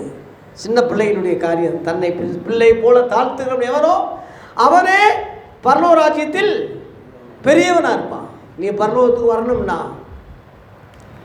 இயேசுவை உயர்த்து, அவருக்கு முன்னாடி உன்னை தாழ்த்து, உன் பதவியில் தாழ்த்து, உன் படிப்பில் தாழ்த்து, உன் பணத்தில் தாழ்த்து, உன் ட்ரெஸ்ஸில் தாழ்த்து, உன்னுடைய அந்தஸ்தில் தாழ்த்து, எல்லாத்துலேயும் உன்னை தாழ்த்தி அவரை உயர்த்தினா நீ பரலோகத்தில் பெரியவனாக இருப்பாய். கர்த்தர் நம்மை ஆசீர்வதிப்பாராக. இந்த முத பகுதியை நான் இத்தோட நிறைவு செய்கிறேன். அடுத்து ஆண்டவருக்கு சித்தமானா மத்தேயு 18 அதிகாரம் 2ஆம் பகுதி, மன்னிப்பதில் அளவே இல்லை, எவ்வளோ மன்னித்தாலும் தகும், மன்னிப்பதுக்கு ஒரு லெவல் இல்லை என்ற கருத்தை அடுத்த வாரம் நம்ம தியானிப்போம். இந்த செய்தியை அநேகருக்கு ஷேர் பண்ணுங்கள், அநேகருக்கு சொல்லுங்கள். கர்த்தருடைய வருகை சமீபமாக இருக்குது. எழுதப்பட்டதுக்கு மிஞ்சி எவனும் என்னாதீங்க, பேசாதீங்க. நானும் என் சொந்த கருத்தை சொல்லலை. நானும் சிஎஸ்ஏ போதகராக இருந்தவன் தான், பெந்தேகோஸ்து போதகராக இருந்தவன் தான், பல சபைகளில் இருந்தவன் தான், செவன்த் டே ஆளுகளோட தொடர்பு வச்சே வந்தான், எல்லா ஆளுகளோட பழக்க வழக்கம் எல்லாம் கற்ற அறிஞ்சவன் தான். இப்போ எல்லாவற்றுக்கும் மேலாக இயேசுவை தேடி போகிறேன், அப்போஸ்தலர்களை தேடி போகிறேன், ஆதி அப்போஸ்தல உபதேசங்களுக்கு தேடி போகிறேன். சபைகளையும் ஸ்தாபனங்களையும் எல்லாத்தையும் விட்டுட்டு நம்ம எல்லாரும் பயணிப்போம், ஒன்றாக ஒருமனமாக அந்த ஆதி அப்போஸ்தல உபதேசத்தில் ஒன்று சேருவோம். சர்வ சங்க சபை நமக்கு அங்கே இருக்குது, நிலையான நகரம் நமக்கு இங்கே இல்லை, வரப்போகிறதே நாடி தேடுகிறோம். நம்முடைய குடியிருப்பு பரலோகத்தில் இருக்கிறது, அங்கேருந்து கர்த்தராக இருக்கிற இயேசு கிறிஸ்து இரட்சகர் வர எதிர்பார்த்து கொண்டிருக்கிறோம். பூமியில் உள்ளவைகள் அல்ல, மேலானவைகளையே தேடுவோம், மேலானவைகளே நாடுவோம். முதலாவது தேவனுடைய ராஜ்யத்தின் நீதி தேடுவோம். உலகத்தில் இருக்கும் வரைக்கும் நம்ம தேவைகள் அனைத்தும் சந்திக்கப்படும். கர்த்தர் நம்மை ஆசீர்வதிப்பாராக. நன்றி, வணக்கம். சாலமோன் ஐயா ஜெபிக்கும்படி கேட்டுக்கொள்கிறேன்.